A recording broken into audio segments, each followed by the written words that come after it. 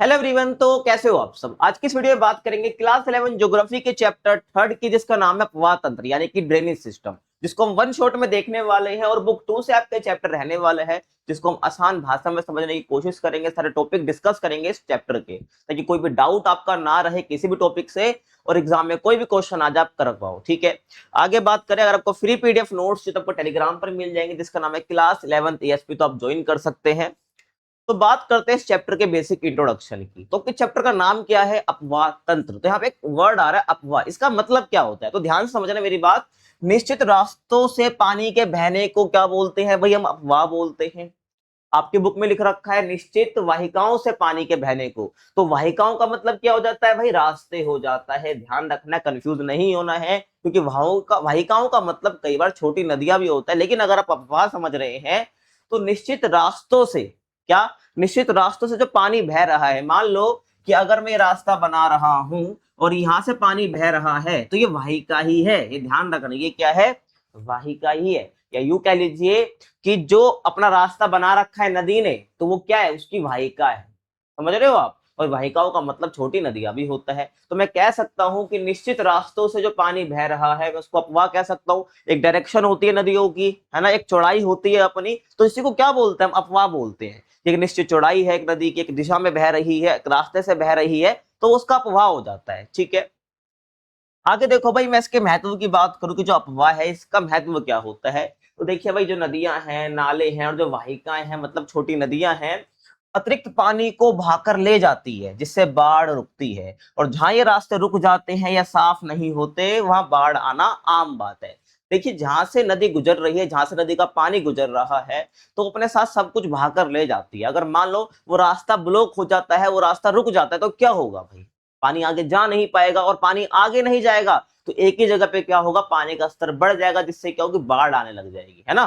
तो बाढ़ आना आम बात हो जाती है ऐसी जगह पे जहां पे रास्ते रुक जाते हैं।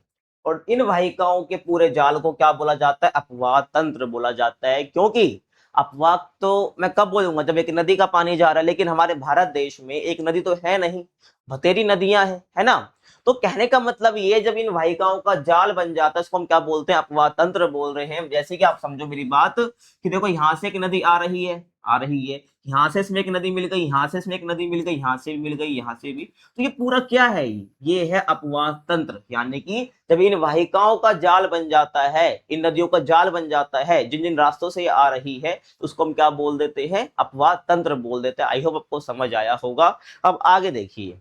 अब 3 टर्म आपको बिल्कुल पता होनी चाहिए अगर आप इस चैप्टर को पढ़ रहे हो। क्या कौन कौन से टर्म है वो? जल ग्रहण क्षेत्र, अपवाह द्रोणी और जल विभाजक।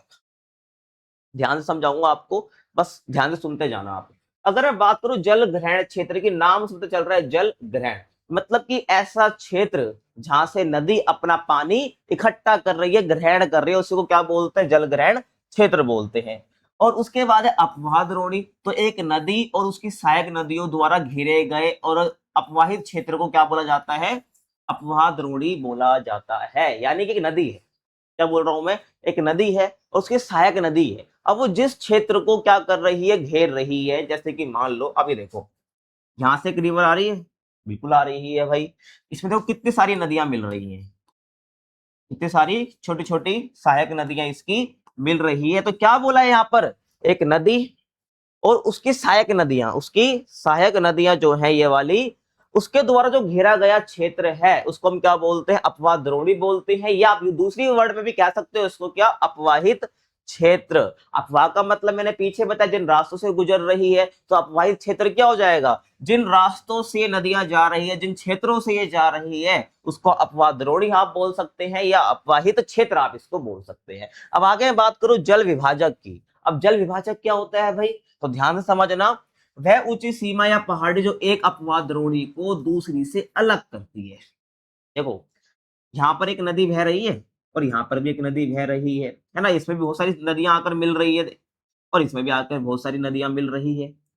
क्या इस नदी का पानी इसमें मिल रहा है? यहाँ पर आगे भले कहीं मिल जाए, उसकी बात मैं नहीं कह रहा हूँ। फिलहाल आप इस इमेज में देखिए कि यहाँ पर जहां से ये निकल रही है, यहाँ से ये निकल रही है, क्या इन दोनों का पानी यहाँ पर मिल रहा है? नहीं मिल रहा। क्यों नहीं मिल रहा? क्योंकि बीच में ये पहाड़ी एरिया आ गया है, ये पहाड़ बीच में आ गए हैं, क्योंकि इन दोनों नदियों का पानी अलग हो रहा है, इस वजह से, है ना, अलग कर रही है पहाड़ी इन दोनों के नदियों के पानी को। यही क्या पहाड़ी यहाँ पर हो जाएगी, इस पहाड़ी को मैं क्या बोल दूंगा? जल विभाजक बोल दूंगा। यानी कि जो पहाड़ी जल विभाजक का काम कर रहा है। तो वही बात है, वही ऊंची सीमा या पहाड़ी जो एक नदी के पानी को दूसरी नदी के पानी से अलग करे, या एक अपवाद द्रोणी को दूसरी अपवाद द्रोणी से अलग करे, उसी को जल विभाजक बोला जाता है। आई होप आपको समझ आया होगा।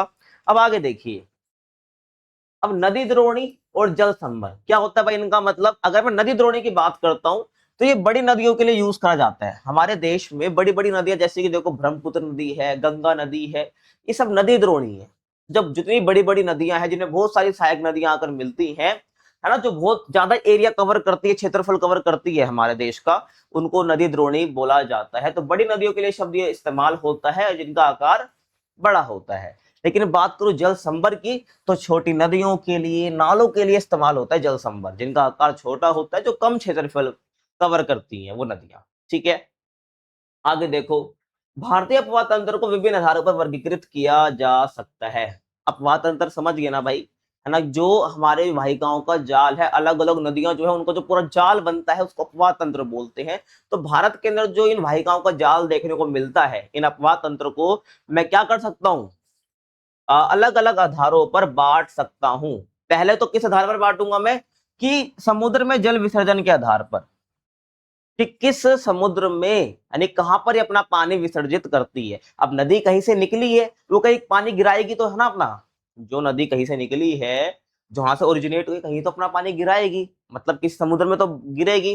तो इसी आधार पर जो है मैं अपवाद तंत्र को दो हिस्सों में बांट सकता हूं। पहला अरब सागर का अपवाद तंत्र, दूसरा है बंगाल की खाड़ी का अपवाद तंत्र। मतलब ऐसी नदियां जो अपना पानी अरब सागर में गिराती हैं, ऐसी नदियां जो अपना पानी बंगाल की खाड़ी में गिराती हैं। अपवाद तंत्र तो पूरे भारत का है, लेकिन कुछ नदियां कहीं और पानी गिराती है, कुछ नदियां कहीं और पानी गिराती है। तो इस आधार पर कहीं कोई अरब सागर में गिरा रही है, कोई बंगाल की खाड़ी में गिरा रही है। तो इन दो हिस्सों में जो है भारत का अपवाद तंत्र बढ़ जाता है जल विसर्जन के आधार पर। इतना समझ आया? अब देखो भाई, कुल अपवाद क्षेत्र कितना है? 100% हो गया। पूरे देश में जितना भी अपवाद क्षेत्र है, जितनी नदियां हैं, है ना, जितना एरिया वो कवर कर रही हैं, नदियां जितना भी एरिया कवर कर रही हैं, वो पूरा 100% है ना, पूरा 100% है। तो 100% में से जो 77% है ना, वो बंगाल की खाड़ी का अपवाद तंत्र है, और बचा हुआ किसका है? अरब सागर का है। मतलब कि हमारे देश में जितनी भी नदियां हैं, उस नदियों में से 77% जो नदियां है ना, टोटल अपवाद क्षेत्र में जो 77% अपवाद क्षेत्र है, वो बंगाल की खाड़ी में अपना पानी गिरा रही है, और बाकी अरब सागर में गिरा रही है। तो इसमें गंगा नदी, ब्रह्मपुत्र नदी, महानदी, कृष्णा आदि नदियां जो है शामिल हो जाती है बंगाल की खाड़ी में। ठीक है, सारा जो पानी ये अपना बंगाल की खाड़ी में गिराती है। पता ना बंगाल की खाड़ी कहाँ पर है आपको? है ना, अगर मैं बताऊं तो यहाँ बंगाल की खाड़ी है, यहाँ पर अरब सागर है। तो साहब बहुत सारी नदियां जो है, अधिकतर जो नॉर्थ की नदी है, सिंधु को छोड़ दो बस, ठीक है, सिंधु यानी इंडस रिवर को छोड़ दो आप, बाकी गंगा, ब्रह्मपुत्र, ये जो हो गई है ना अपनी, ये महानदी है, कृष्णा है, गोदावरी है, ये सब जो है बंगाल की खाड़ी में ही अपना पानी विसर्जित करती है, गिराती है। अब अरब सागर की बात करूं तो भाई वो 23% इसका अपवाद क्षेत्र है। तो इसमें सिंधु आ जाएगी, नर्मदा, तापी, माही, पेरियार, ये सब नदियां जो है शामिल है। समझ आ गया भाई आपको? अब आगे देखो भाई, जल विभाजक। जल विभाजक बता चुका हूं, जो दो अपवाद द्रोणियों को अलग करे। तो भारत में जो अपवाद तंत्र है बंगाल की खाड़ी का और अरब सागर का, इनको अलग कौन करता है? आपके मन में क्वेश्चन आना चाहिए भाई, कुछ तो रीजन होगा कि ये पानी अलग अलग क्यों जा रहा है। अगर आप थोड़े क्यूरियोसिटी वाले बच्चे हो तो आपके मन में सवाल आना चाहिए, भाई ऐसा क्यों है? अरब सागर में ही पानी, अरब सागर में क्यों नहीं जा रहा पूरा पानी, पूरे नदियों का पानी, या बंगाल की खाड़ी में क्यों नहीं जा रहा पूरा? ये दोनों, कुछ नदियां बंगाल की खाड़ी में पानी गिरा रही है और कुछ अरब सागर में गिरा रही है। ऐसा क्यों है? इसका रीजन है जल विभाजक। अब जल विभाजक कौन सा है? दिल्ली कटक, अरावली और अपना सह्याद्री पहाड़ियां। तो इन दोनों, जो बंगाल की खाड़ी का अपवाद तंत्र है और जो अरब सागर का अपवाद तंत्र है, ये जो जल विभाजक है दिल्ली कटक, अरावली और सह्याद्री पहाड़ियां, इसको अलग करता है। ठीक है, पानी के भाव को दूसरी साइड जाने से रोकता है। ठीक है, अब देखो, अगर मैं यहां पर बनाना चाहूं मैं आपके लिए, अगर आप समझो चीजों को, देखिए ठीक है, यहाँ कहीं दिल्ली है, आप समझ रहे हैं मेरी बात को, ठीक है, यहाँ कहीं दिल्ली है। अगर मैं और भी ढंग से आपको थोड़ा दिखाना चाहूँ, इसको हटाओ थोड़ा सा, ठीक है, देखिए यहाँ कहीं दिल्ली है हमारी, ठीक है, नॉर्थ साइड में। अब यहाँ पर क्या है भाई, अरावली है, राजस्थान वाले इलाके में अरावली है, मैंने आपको पिछले चैप्टर में ही बताया था। उसके बाद यहाँ पर आ जाओ, पूरा आपका पश्चिमी घाट है, और जो ये पश्चिमी घाट है इसी को महाराष्ट्र में मैं क्या बोलता हूँ भाई, इसी को महाराष्ट्र में बोलता हूँ सह्याद्री। क्या बोलता हूँ भाई मैं, सह्याद्री बोलता हूँ। समझ आ गया, सह्याद्री बोल देता हूँ। ये हो गया। अब देखो दिल्ली कटक, जो कि दिल्ली है, जो कि यहाँ से ये पूरा दिल्ली कटक हो जाता है ये, और अरावली मैंने आपको बता दिया, और सह्याद्री यानी आपका ये वाला रीजन, वैसे तो पूरा पश्चिमी घाट ही होता है। तो ये और ये क्या कर रहा है, एक जल विभाजक का काम कर रहा है। इधर की नदियां बट गई और इधर की जो नदियां हैं वो बट गई। देखो जैसे मैं कुछ एग्जांपल आपको देना चाहूँ, सिंधु नदी निकलती है अपनी, आगे बताऊंगा मैं आपको, मानसरोवर के पास से निकलेगी, वो गिरते गिरते कहाँ गिरती है, इंडिया में एंटर करेगी, फिर पाकिस्तान में एंटर करेगी, देन वो आ जाती है अपनी अरब सागर में। अब अरब सागर में क्यों गिर रही है भाई, इधर क्यों नहीं जा रही है, क्योंकि देखो कितने सारे यहाँ पर क्या है, अपना अरावली है, यहाँ पर सह्याद्री है, तो यहाँ पर वो नहीं आ पाएंगे क्योंकि यहाँ पर एक रुकावट बनी हुई है ना। और बहुत सारी नदियां हैं। अब यहाँ पर देखो पश्चिमी घाट है, तो बहुत सारी जो नदियां हैं, जैसे कृष्णा है, गोदावरी है, वो सब यहाँ से, कावेरी भी यहाँ पे निकल जाती है वो, जैसे ये कावेरी है ना, तो ये गोदावरी है। तो ऐसे नदियां हैं जो यहाँ से निकलती हैं इस पश्चिमी घाट साइड से, और यहाँ पर अपना पानी नहीं ले जा पाती है क्योंकि थोड़ा ढलान हमारे इंडिया की ऐसी है नीचे से, तो पानी सारा यहाँ गिरता है। तो ये एक दो जल विभाजक का काम हो गया। और दिल्ली का तो मैंने बता ही दिया है आपको, जब यहाँ से मान लो गंगा नदी निकल रही है तो यूं निकल जा रही है ना, वो तो ऊपर नहीं जा रही है। ऐसे यमुना नदी का भी सीन है, बीच में दिल्ली कटक पड़ जाता है, और इस वजह से जो है यमुना गंगा का जो पानी है वो ऊपर नहीं जा पाता है, वो नीचे ही जाता है बंगाल की खाड़ी के साइड। ये मैं आपको बताने वाला हूँ कि कौन सी नदी पानी कहाँ गिराती है, कैसे उसका रास्ता होता है। बट आप समझिए कि जल विभाजक मैंने बता दी, जहां पर दो अपवाद द्रोणी का पानी अलग हो जाता है, ये नदियों का पानी अलग हो जाता है, तो जल विभाजक यहाँ पर कौन सा, दिल्ली कटक है, अरावली है, और सह्याद्री पहाड़ियां हैं, ठीक है। अगर आपने पिछला चैप्टर देखा है तो ये सब आपको पता होगा, बच्चों वाली चीजें हैं। आगे देखो, दूसरा है जल संवरण क्षेत्र के आकार के आधार पर हम विभाजन कर रहे हैं। जो 100% हमारा अपवाद क्षेत्र है, एक तुमने जल विसर्जन के आधार पर कर लिया, दूसरा जो विभाजन हम कर रहे हैं वो है जल संवरण क्षेत्र के आधार पर। जल संवरण क्षेत्र का मतलब है कि आकार कितना है, कितना क्षेत्रफल कवर करती हैं कोई नदियां, उस आधार पर भी जो है हम यहाँ पर बांट सकते हैं अपने अपवाद तंत्र को। तो अपवाद द्रोणियों के आकार के अनुसार जल संवरण क्षेत्र के अनुसार 3 भागों में बांटा गया है भारत के अपवाद तंत्र को। पहला है प्रमुख नदी द्रोणी। अब प्रमुख नदी द्रोणी की बात आ रही है, मतलब सारी मेन नदियां जिनका बड़ा बड़ा आकार है वो इसमें शामिल हो जाएंगी। अब वो जैसे कि गंगा है, ब्रह्मपुत्र है, कृष्णा, तापी, नर्मदा, माही, साबरमती और बराक नदी, ठीक है, ये सब जो प्रमुख नदी द्रोणी में आती है। अगर मैं इनके अपवाद क्षेत्र की बात करता हूं, प्रमुख नदी द्रोणी में जो ये आती है, लगभग 20,000 वर्ग किलोमीटर से अधिक क्या है भाई इनका अपवाद क्षेत्र है। समझ रहे हो आप कितना किलोमीटर है, वर्ग किलोमीटर, समझ रहे हो, 20,000 इतना क्षेत्र ये कवर करते हैं। और संख्या कितनी है भाई, 14 द्रोणी है, मतलब द्रोणी बता दिया ना मैंने, बड़ी नदियां, तो लगभग 14 बड़ी नदियां जो है प्रमुख नदी द्रोणी में शामिल हैं, जो कि इतना वर्ग किलोमीटर से अधिक का क्षेत्र यहाँ पर कवर करती हैं। आगे देखो भाई मध्यम नदी द्रोणी, जो कि बड़ी नदियों से थोड़ी छोटी होंगी आकार में, इनका आकार कितना होता है, 2,000 से 20,000 वर्ग किलोमीटर के बीच, इनके बीच में रहेगा, 20,000 से क्रॉस नहीं होगा और 20,000 से थोड़ा कम ही रहेगा। 2,000 से 20,000 के बीच में आपको वैरी देखने को मिलेगा। इनका आकार अपवाद क्षेत्र कितना ही वर्ग किलोमीटर ये जो है कवर करते हैं, ठीक है, क्षेत्र। संख्या कितनी है, 44 नदियां हैं, ऐसी 44 द्रोणियां शामिल है मध्यम नदी द्रोणी में, जैसे कालिंदी है, पेरियार है, मेघना है, ये सब नदी इसमें शामिल है, ठीक है। अब आगे देखो भाई, मैं आगे बात करूं लघु नदी द्रोणी की, क्योंकि 3 आकार में 3 हिस्सों में बांटते हैं, तो लास्ट वाला लघु नदी द्रोणी है, यानी जिसमें बहुत छोटी नदियां शामिल हैं। तो अपवाद क्षेत्र कितना है भाई, लगभग 2,000 वर्ग किलोमीटर से भी कम है, ठीक है भाई, 2000 स्क्वायर किलोमीटर से भी हमें कम देखने को मिलता है, इसलिए यहाँ पर सारी छोटी नदियां इसमें आ जाती हैं। इसमें कम बारिश वाले क्षेत्रों की छोटी नदियां शामिल होती है। ऐसी जगह जहाँ पर बहुत कम बारिश होती है, ना के बराबर बारिश होती है, वहां पर बहुत छोटी छोटी नदियां हैं, तो सारी छोटी नदियां जो है इसमें शामिल होती हैं। समझ आया भाई, आपको ध्यान रखना है। अब देखो, ये तो हो गया भाई, मैंने आपको पहला बताया जल कहाँ पर विसर्जित कर रही है, ठीक है।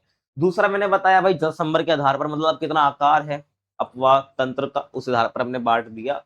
अब जो हम बांटेंगे अपने अपवाह तंत्र को, वो हम बांटेंगे किस आधार पर कि नदियों की उत्पत्ति कहाँ से हो रही है, नदियों का नेचर कैसा है। नेचर मतलब समझते हो क्या, नदियां मतलब कैसी है, सूखी भी रहती है नहीं रहती, हमेशा उनमें पानी रहता ही नहीं रहता, वो रास्ता कैसा बनाती है, तो इस आधार पर भी हम बांटते हैं। इसको प्रकृति बोलते हैं और विशेषता ही बोलते हैं, ठीक है। तो उत्पत्ति, प्रकृति और विशेषताओं के आधार पर भी क्या करेंगे हम, भारत के अपवाह तंत्र का वर्गीकरण करेंगे। तो दो हिस्सों में बांटते हैं हम, पहला हिमालय अपवाह तंत्र और दूसरा हमारा है प्रायद्वीपीय अपवाह तंत्र।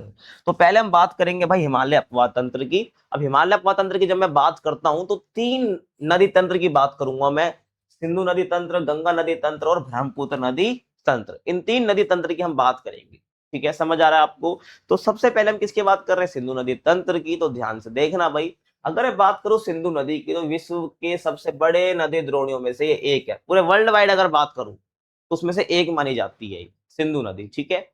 और कुल क्षेत्रफल की बात करूं तो 11,65,000 वर्ग किलोमीटर जो है पूरा क्षेत्रफल है किसका, सिंधु नदी का।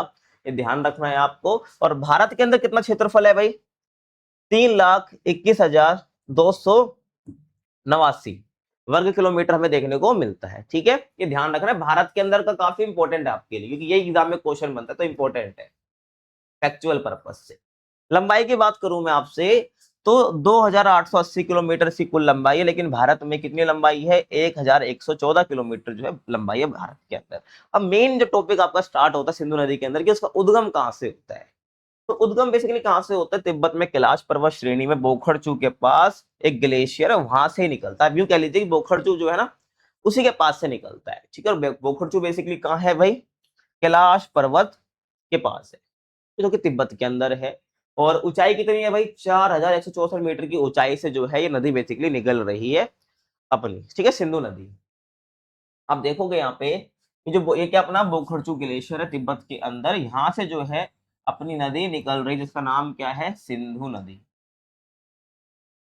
यानी इंडस रिवर, ठीक है, क्या इंडस रिवर, समझ रहे हो आप। अब बोखरचू से तो निकल रही है, अब भारत में प्रवेश कहां से करेगी, आप ध्यान से समझना मेरी बात।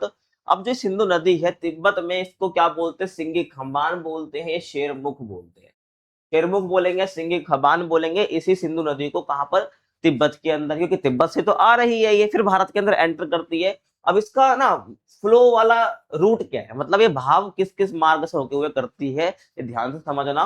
तो ये लद्दाख और जास्कर श्रेणियों के बीच से उत्तर पश्चिम दिशा में बहती है। उत्तर पश्चिम दिशा समझते हो ना आप, देखो जैसे कि अगर मैं ये बनाऊं, ये अपनी ईस्ट है मतलब पूर्व, ये उत्तर और ये पश्चिम और ये दक्षिण। अब यहाँ पर बोला है उत्तर पश्चिम दिशा, तो ये पश्चिम है ये उत्तर है, तो इस दिशा की बात हो रही है, इस दिशा की बात हो रही है, इस दिशा की बात हो रही है। तो मतलब नदी ऐसे आती है, मतलब अगर नदी ऐसे आती है तो फिर इस दिशा में मुड़ रही है, यानी उत्तर पश्चिम दिशा में बह रही है। तो आपको दिखा भी देता हूं, तो क्या बोला, लद्दाख और जास्कर श्रेणियों के बीच से निकल रही है, देन उत्तर पश्चिम दिशा में बहती है।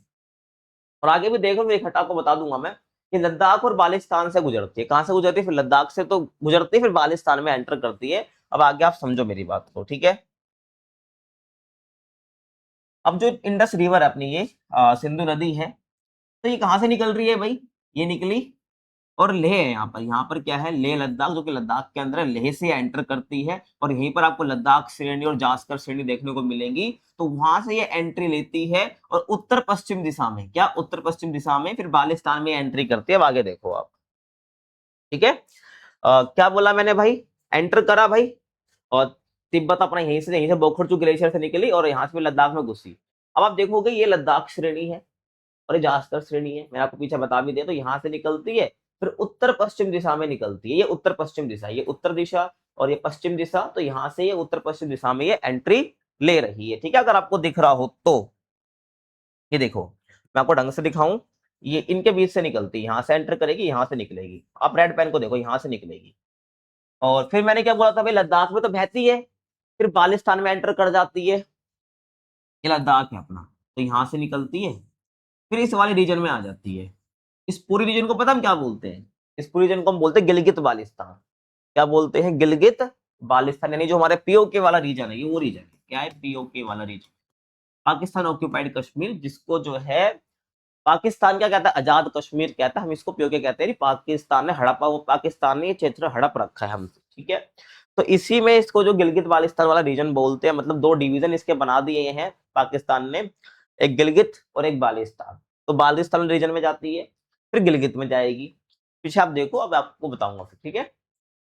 तो लद्दाख और बाल्टिस्तान से गुजरती है और लद्दाख श्रेणी को काट कर, लद्दाख श्रेणी से तो लद्दाख से निकलेगी, तो लद्दाख श्रेणी को काटती हुई ये गिलगित के पास क्या करते हैं, गिलगित के पास एक शानदार महाखंड बनाती है, मतलब एक गहरा गड्ढा बनाती है। और फिर ये पाकिस्तान में चिल्लस के पास दर्दिस्तान में प्रवेश करती है ना। तो कहां पे देखो, पाकिस्तान में चिल्लस के पास दर्दिस्तान में प्रवेश करती है। तो हम चलते हैं आगे, गिलगित पाकिस्तान, आप गिलगित और जो आपको बाल्टिस्तान में समझ आ गया, तो लद्दाख, फिर बाल्टिस्तान में जाती है ये। अब आगे देखो आप, ये वही गिलगित बाल्टिस्तान का मैप है जो आपको समझना है, ध्यान से समझने की कोशिश करना। ये पूरा गिलगित है, ये पूरा गिलगित है, ध्यान रखना है। और ये पूरा बाल्टिस्तान वाला डिवीजन है, समझ रहे हो आप। अब मैंने आपको बताया कि वो कहां से लेती, बाल्टिस्तान से गुजरती है, हाँ या ना। बाल्टिस्तान से तो जाएगी जाएगी, फिर गिलगित वाले रीजन में आती है। लेकिन गिलगित में ये पूरा, इसको पूरा गिलगित बोल रहे हैं, लेकिन गिलगित के नाम से एक शहर भी है यहाँ पर आपको देखने को मिलेगा। तो जब बाल्टिस्तान में एंटर करती है ना, फिर गिलगित के पास आती है। तो गिलगित यहाँ पर है, गिलगित डिवीजन के अंदर पीओके के। तो गिलगित में क्या है, यहाँ पर ये क्या बनाती है भाई, महाखंड बनाती है, महाखंड ये बनाती है, ये ध्यान आपको रखना है गिलगित में, जो कि पीओके वाला रीजन है, अगर आप इसको ढंग से देखोगे। अब गिलगित के पास से तो निकल गई, ध्यान समझना मेरी बात। तो लद्दाख सिटी को काटते हुए गिलगित के पास एक महाखंड बनाती है, बता दिया मैंने। और ये पाकिस्तान में चिल्लस के पास दर्दिस्तान में प्रवेश करती है, और ये अंत में जो है कराची के पूर्व में अरब सागर में गिर जाती है, ठीक है भाई। अब आगे देखो भाई, भारत में बहाव की बात करूं तो भारत में लद्दाख और जम्मू कश्मीर में ये बहती है। आपको पता, अगर भारत के अंदर देखना है कि कहाँ बहती है, तो लद्दाख में बह रही है भाई, ठीक है, और जम्मू कश्मीर के अंदर ये बह रही है। अब चलो आगे देखते हैं भी पाकिस्तान में कैसे एंट्री ये ले रही है। तो ये दर्दिस्तान है, ये क्या है, ये पूरा दर्दिस्तान है, ठीक है। और दर्दिस्तान में क्या है, चिल्लस के पास, चिल्लस के पास बेसिकली क्या कर रही है ये, पाकिस्तान में एंटर ले गए। तो देखो ये क्या अपना चिल्लस है, यहाँ पर आपको चिल्लस देखने को मिलेगा। तो ये दर्दिस्तान है भाई, यहीं पर ये दर्दिस्तान है, ठीक है ना ये।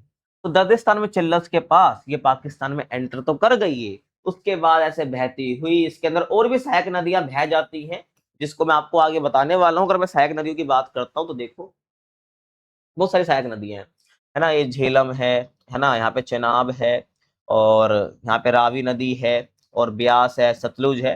ये सारी नदियां जो है सिंधु नदी के अंदर मिल जाती है। अगर मैं सिंधु नदी की बात करता हूँ ना, ये तो चलो भारत के अंदर से मिल रही है, लेकिन देखो जो अपनी ये सिंधु नदी है, बहुत सारी नदियां इसमें मिल जाती हैं। जैसे कि आप देखोगे यहाँ पर श्योक नदी मिल रही है आपको, जो कि सियाचिन ग्लेशियर से निकल रही है। और उसके बाद आप आओगे गिलगित के पास भी एक गिलगित नदी मिल रही है, और ये काबुल नदी है, इसके अंदर स्वात नदी, कुन्नार नदी, कुर्रम, तोची, है ना। और ये अपना क्या गुमाल रिवर है, और ये झोब है। ये आपको देखने को मिलेंगी, जो कि सिंधु नदी में मिल रही है, पाकिस्तान से भी कुछ मिल रही है, और एक सियाचिन ग्लेशियर से भी मिल रही है, और गिलगित वाले रीजन से भी मिल रही है। ये सिंधु नदी के अंदर मिल रही है, लेकिन इंडिया के अंदर जो है ये झेलम, चेनाब, सतलुज, रावी, व्यास, ये आपको देखने को मिलती है 5 नदियां जो सिंधु नदी के अंदर मिल जाती है। इनको पंचनद बोलते हैं। क्या बोलते हैं भाई, हम पंचनद बोलते हैं, आपको पता होना चाहिए। तो मैं आपको बता रहा था, यहाँ पर आगे चलो, चिल्लस के पास ये पाकिस्तान में एंटर करती है, उसके बाद यहाँ से गुजरती है पाकिस्तान के अंदर, बाकी नदियों का पानी इकट्ठा करती है भारत से ही, और उसके बाद आगे जाएगी कराची के पूर्व में। ये क्या है, कराची है, ये क्या है, कराची है। और आगे भी आप ढंग से देखना चाहो, है ना, तो रुको, यहाँ नहीं है ना, छोड़ो।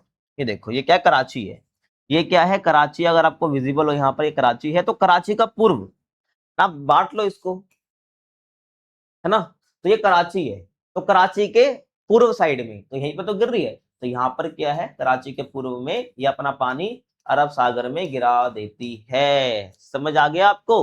तो कराची के पूर्व में गिरा दिया इसने। और इस आगे देखो, ये आपको मैंने बता दिया, ये सब गिर गया है यहाँ पर। ये क्या, इंडस रिवर है, अरब सागर में अपना पानी गिरा दिया है।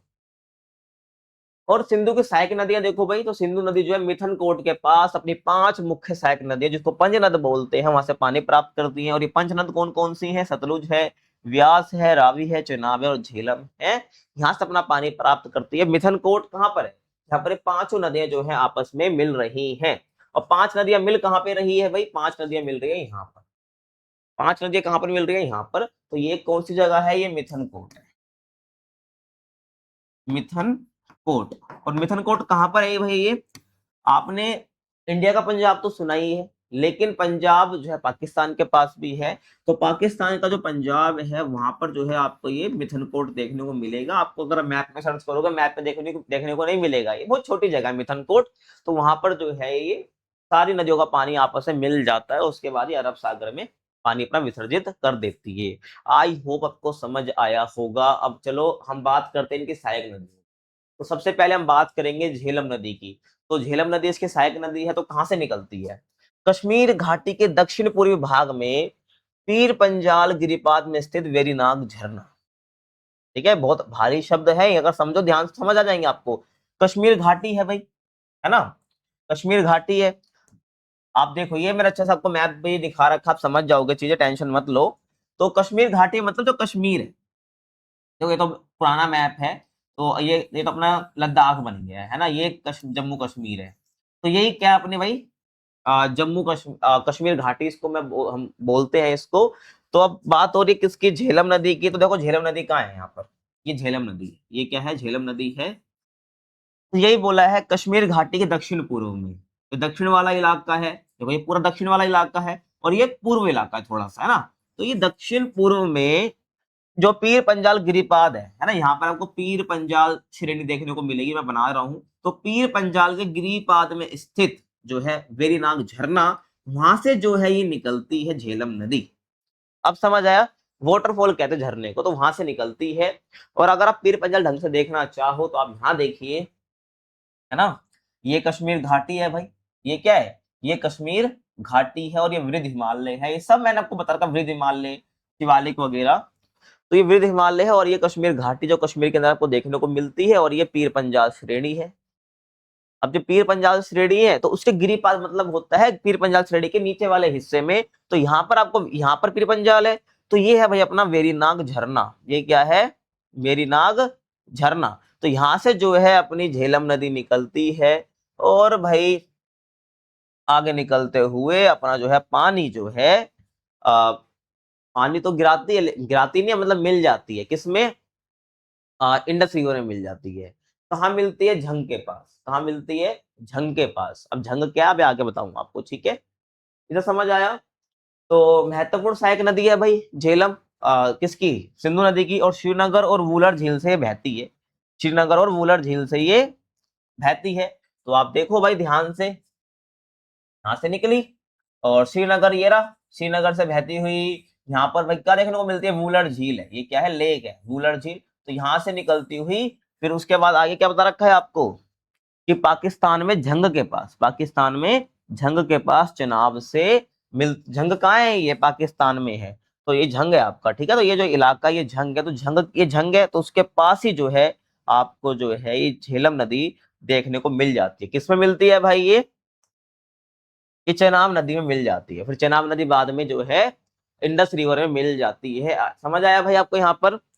आगे चलो, और अच्छे से देखना चाहो तो ये पीर पंजाल है भाई, है ना? आप देख सकते हो ये पीर पंजाल है ना? समझ आ रहा है? और यहीं से क्या भाई अपनी निकल रही है? ये झेलम निकल रही है, ठीक है? ये गिरिपादी है। ये जो हिस्सा है ना, यहाँ मैंने जूम आउट वाला लगाया है, ये जूम वाला इलाका, जूम मैप है ये। बाकी आप यहाँ से देख सकते हो ये पीर पंजाल ही है, ठीक है? और यहाँ से निकल रही है अपनी झेलम नदी। आगे चलो, अब चेनाब नदी की बात हम करते हैं। अब चेनाब डायरेक्ट चेनाब नहीं है। ये चेनाब जो है डायरेक्ट चेनाब नहीं है। इसको ये दो धाराएं आपस में मिलती जब जाके चेनाब इसको बोलते हैं। तो सुनना ध्यान से मेरी बात। सबसे बड़ी सहायक नदी है ये। क्या है? सबसे बड़ी सहायक नदी है किसकी? सिंधु नदी की। बहुत क्वेश्चन आता है तो पता होना चाहिए आपको। तो चंद्रा और भागा नदियों के मिलने से बनती है, जो हिमाचल प्रदेश में टांडी जो कि केलोंग है उसके पास से ये मिलती है। तो दो धाराएं हैं, चंद्रा और भागा। तो ये आपस में मिलते हैं तब जाकर चनाब बोलते हैं। इसको हम चंद्रभागा भी बोलते हैं, क्योंकि चंद्र और भागा के मिलने से बनी है, तो चनाब बोल लीजिए आप या चंद्रभागा बोल लीजिए, बात एक ही है। और पाकिस्तान में प्रवेश करने से पहले ये 1180 किलोमीटर बहती है। 1180 किलोमीटर ये जो है पाकिस्तान में प्रवेश करने से पहले इंडिया में ये बह जाती है, तो ये आपको पता होना चाहिए। तो हिमाचल प्रदेश में टांडी जो केलोंग के पास से ये मिलती है, कौन, दोनों चंद्र और भागा, ये दोनों नदियां जो है निकलेंगी अलग अलग जगह से, लेकिन मिलेंगी कहाँ पे, टांडी के पास, ठीक है, जो केलोंग के पास है। अब आगे देखो भाई, अब देखते हैं भाई चंद्र और भागा कहाँ पे मिलती है। मैंने आपको बताया केलोंग में मिलती है ना, केलोंग के पास जो टांडी है वहां पे। अब ये जो पूरा केलोंग है कहाँ पर, ये हिमाचल प्रदेश के अंदर है। तो हिमाचल प्रदेश के अंदर जो हमें चंद्र और भागा नदी देखने को मिल जाती है, मिलती हुई है ना, केलोंग के पास। तो अगर मैं आपको दिखाना चाहूँ तो मैं पेन चेंज कर लेता हूँ। अगर आप इसको देखोगे, ये वाली जो रिवर मैं बना रहा हूँ छोटी सी, है ना, ये है, ये क्या है अपनी भाई, ये भागा नदी है या भागा धारा है। उसके बाद जब ये वाली देख रहे हो डार्क वाली, ये क्या है, ये चंद्र है ना। तो ये केलोंग है। तो केलोंग के पास ही जो यहाँ पर जो है दोनों धाराएं मिल जा रही है, इसको चंद्रभागा बोलते हैं और इसको चेनाब भी हम बोल देते हैं। अब ये हिमाचल प्रदेश में दोनों मिल जाती है केलोंग के पास, फिर आगे जाती हुई ऐसे, फिर ये कश्मीर वाले इलाके में एंटर कर जाती है, फिर चेनाब के नाम से जानी जाती है। और इस चेनाब में क्या होता है, बाद में जो रावी है ना, जो रावी नदी मैं आपको आगे बताऊंगा, वो इसमें मिल जाती है चेनाब के अंदर, है ना। फिर आगे अपना ये जल जो है फिर सिंधु नदी में मिला लेते हैं। अब आगे देखो आप, अब रावी की बात करूं, उद्गम स्थल क्या है भाई, तो हिमाचल प्रदेश की जो कुल्लू पहाड़ियां है वहां पे क्या, रोहतांग दर्रा उसके पश्चिम से निकलती है ना। दर्रे आपको पता है क्या होते हैं, दो पहाड़ियां जो इलाके हैं, जो पहाड़ है उनके बीच में जो रास्ता बनाया जाता है ना जाने का, उसको बोला जाता है दर्रे। दो पहाड़ों के बीच का जो काट के जो रास्ता बनाया गया उसको दर्रे बोला जाता है। तो हिमाचल प्रदेश के अंदर जो कुल्लू पहाड़ियां हैं, है ना, नाम याद रखना, वहां पे एक रोहतांग पास है, पहाड़ियों में आपको दर्रा देखने को मिलेगा। तो दर्रा कौन सा, रोहतांग दर्रा है, तो उसके पश्चिम से निकल जाती है। आपको दिखाना चाहूँ मैप में कहाँ है रोहतांग पास, तो देखिए ये हिमाचल प्रदेश है, ये वाला जो इलाका है हिमाचल प्रदेश है। और यहाँ पर आपको क्या देखने को मिलेगा, रोहतांग दर्रा देखने को मिलेगा भाई। रोहतांग दर्रा देखने को मिल तो रहा है, तो उसके पश्चिम में मतलब यहाँ से क्या निकल रही है भाई, अपनी रावी नदी निकल रही है। अब आगे चलो भाई आप, और ढंग से देखना चाहो तो यहाँ पे रोहतांग पास है, यहाँ पे रोहतांग दर्रा है, तो यहीं से क्या निकल रही है, अपनी रावी नदी निकल जा रही है, ठीक है, ये ध्यान रखना है। ये हिमाचल प्रदेश है, कुल्लू पहाड़ी यहीं पर ही है। और यहाँ तक समझ आया भाई आपको। अब आगे सुनो, जो जो बातें होंगी मैं आपको बताता चलूंगा। ये कहाँ से बहती है भाई, चंबा घाटी से बहती है, चंबा घाटी से बहती है। देखो अब ये रावी जो नदी है, मैंने बता दिया आपको, कुल्लू पहाड़ियां जो है रोहतांग पास से निकल रही है। और यहीं पर क्या, चंबा घाटी है। मैं जहाँ पे देखो ये मार्क कर रहा हूँ, ये हिमाचल प्रदेश का ही मैप पे, यहाँ पर चंबा घाटी है। तो वहीं से तो बह रही है, ये चंबा घाटी के पास से बहती, जो आपको बताया गया है। और आगे चलो, पाकिस्तान में प्रवेश करने से पहले ये पीर पंजाल के दक्षिण पूर्वी भाग और धौलाधर के बीच बहती है।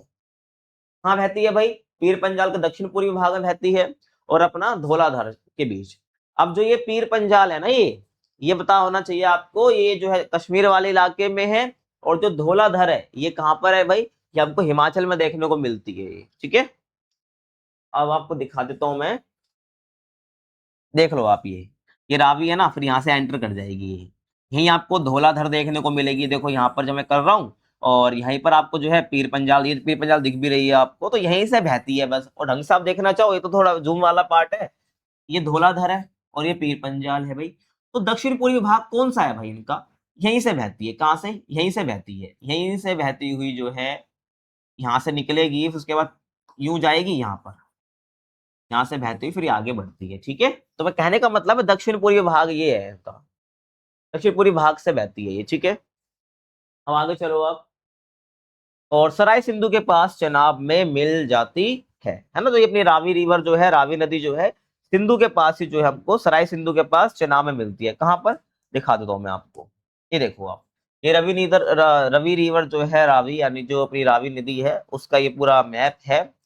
ये कौन सी नदी है भाई, ये रावी नदी है। ये कौन सी नदी है, रावी नदी है, ठीक है, समझ रहे हो आप। अब किसमें मिल जाती है, मैंने आपको बताया था ये किसमें मिल जा रही है भाई, ये अपनी चनाब में मिल जा रही है। देखो भाई ये क्या है, चनाब है, ये चनाब में आगे बढ़ा रहा हूँ, जो चंद्रभागा से बनी है, ये चनाब आगे गई, है ना।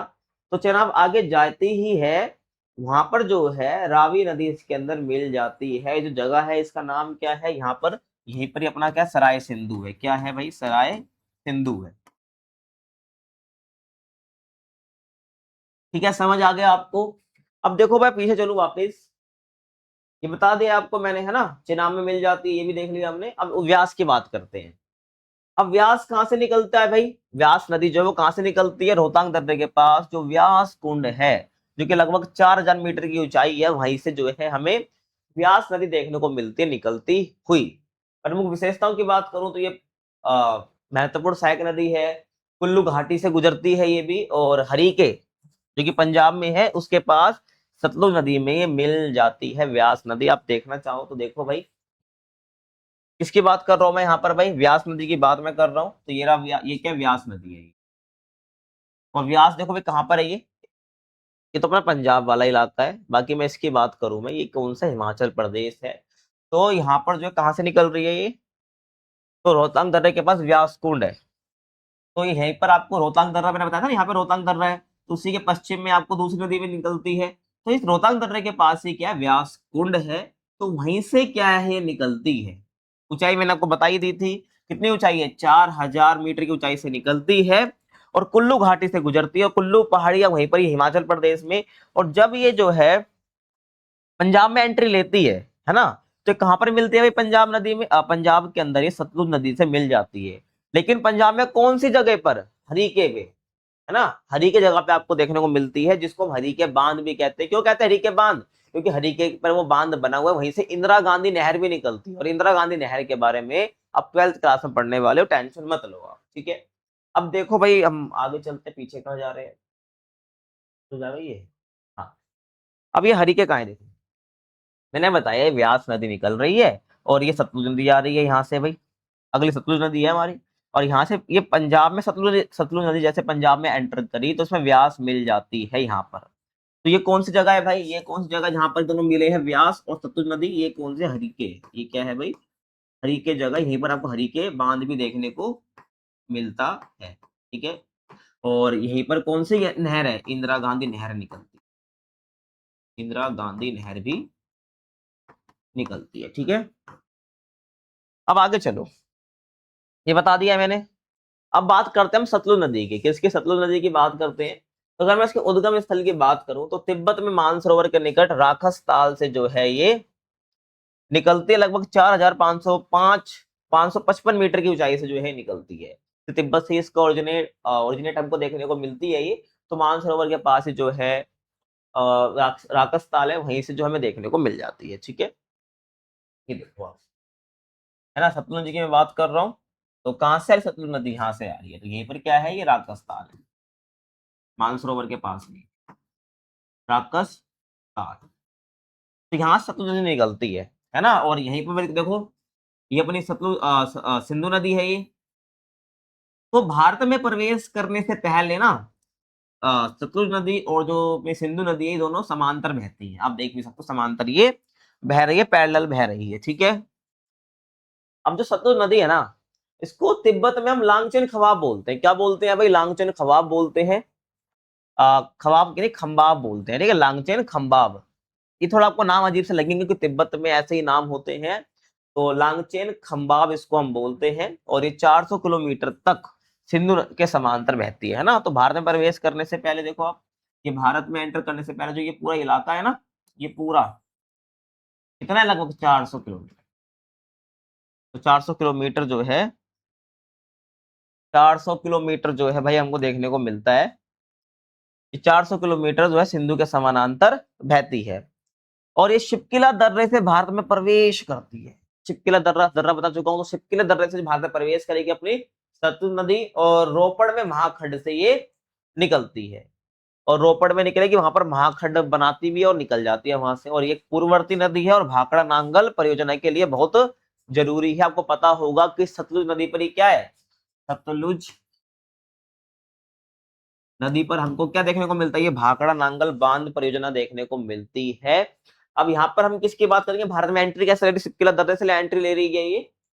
तो आप देखो शिपकिला दर्रा कहाँ पर है, शिप्किला दर्रा बिल्कुल यहाँ पर है, ये तिब्बत वाला इलाका जो बिल्कुल आप येलो वाला देख रहे हो रीजन, ये तिब्बत वाला इलाका है।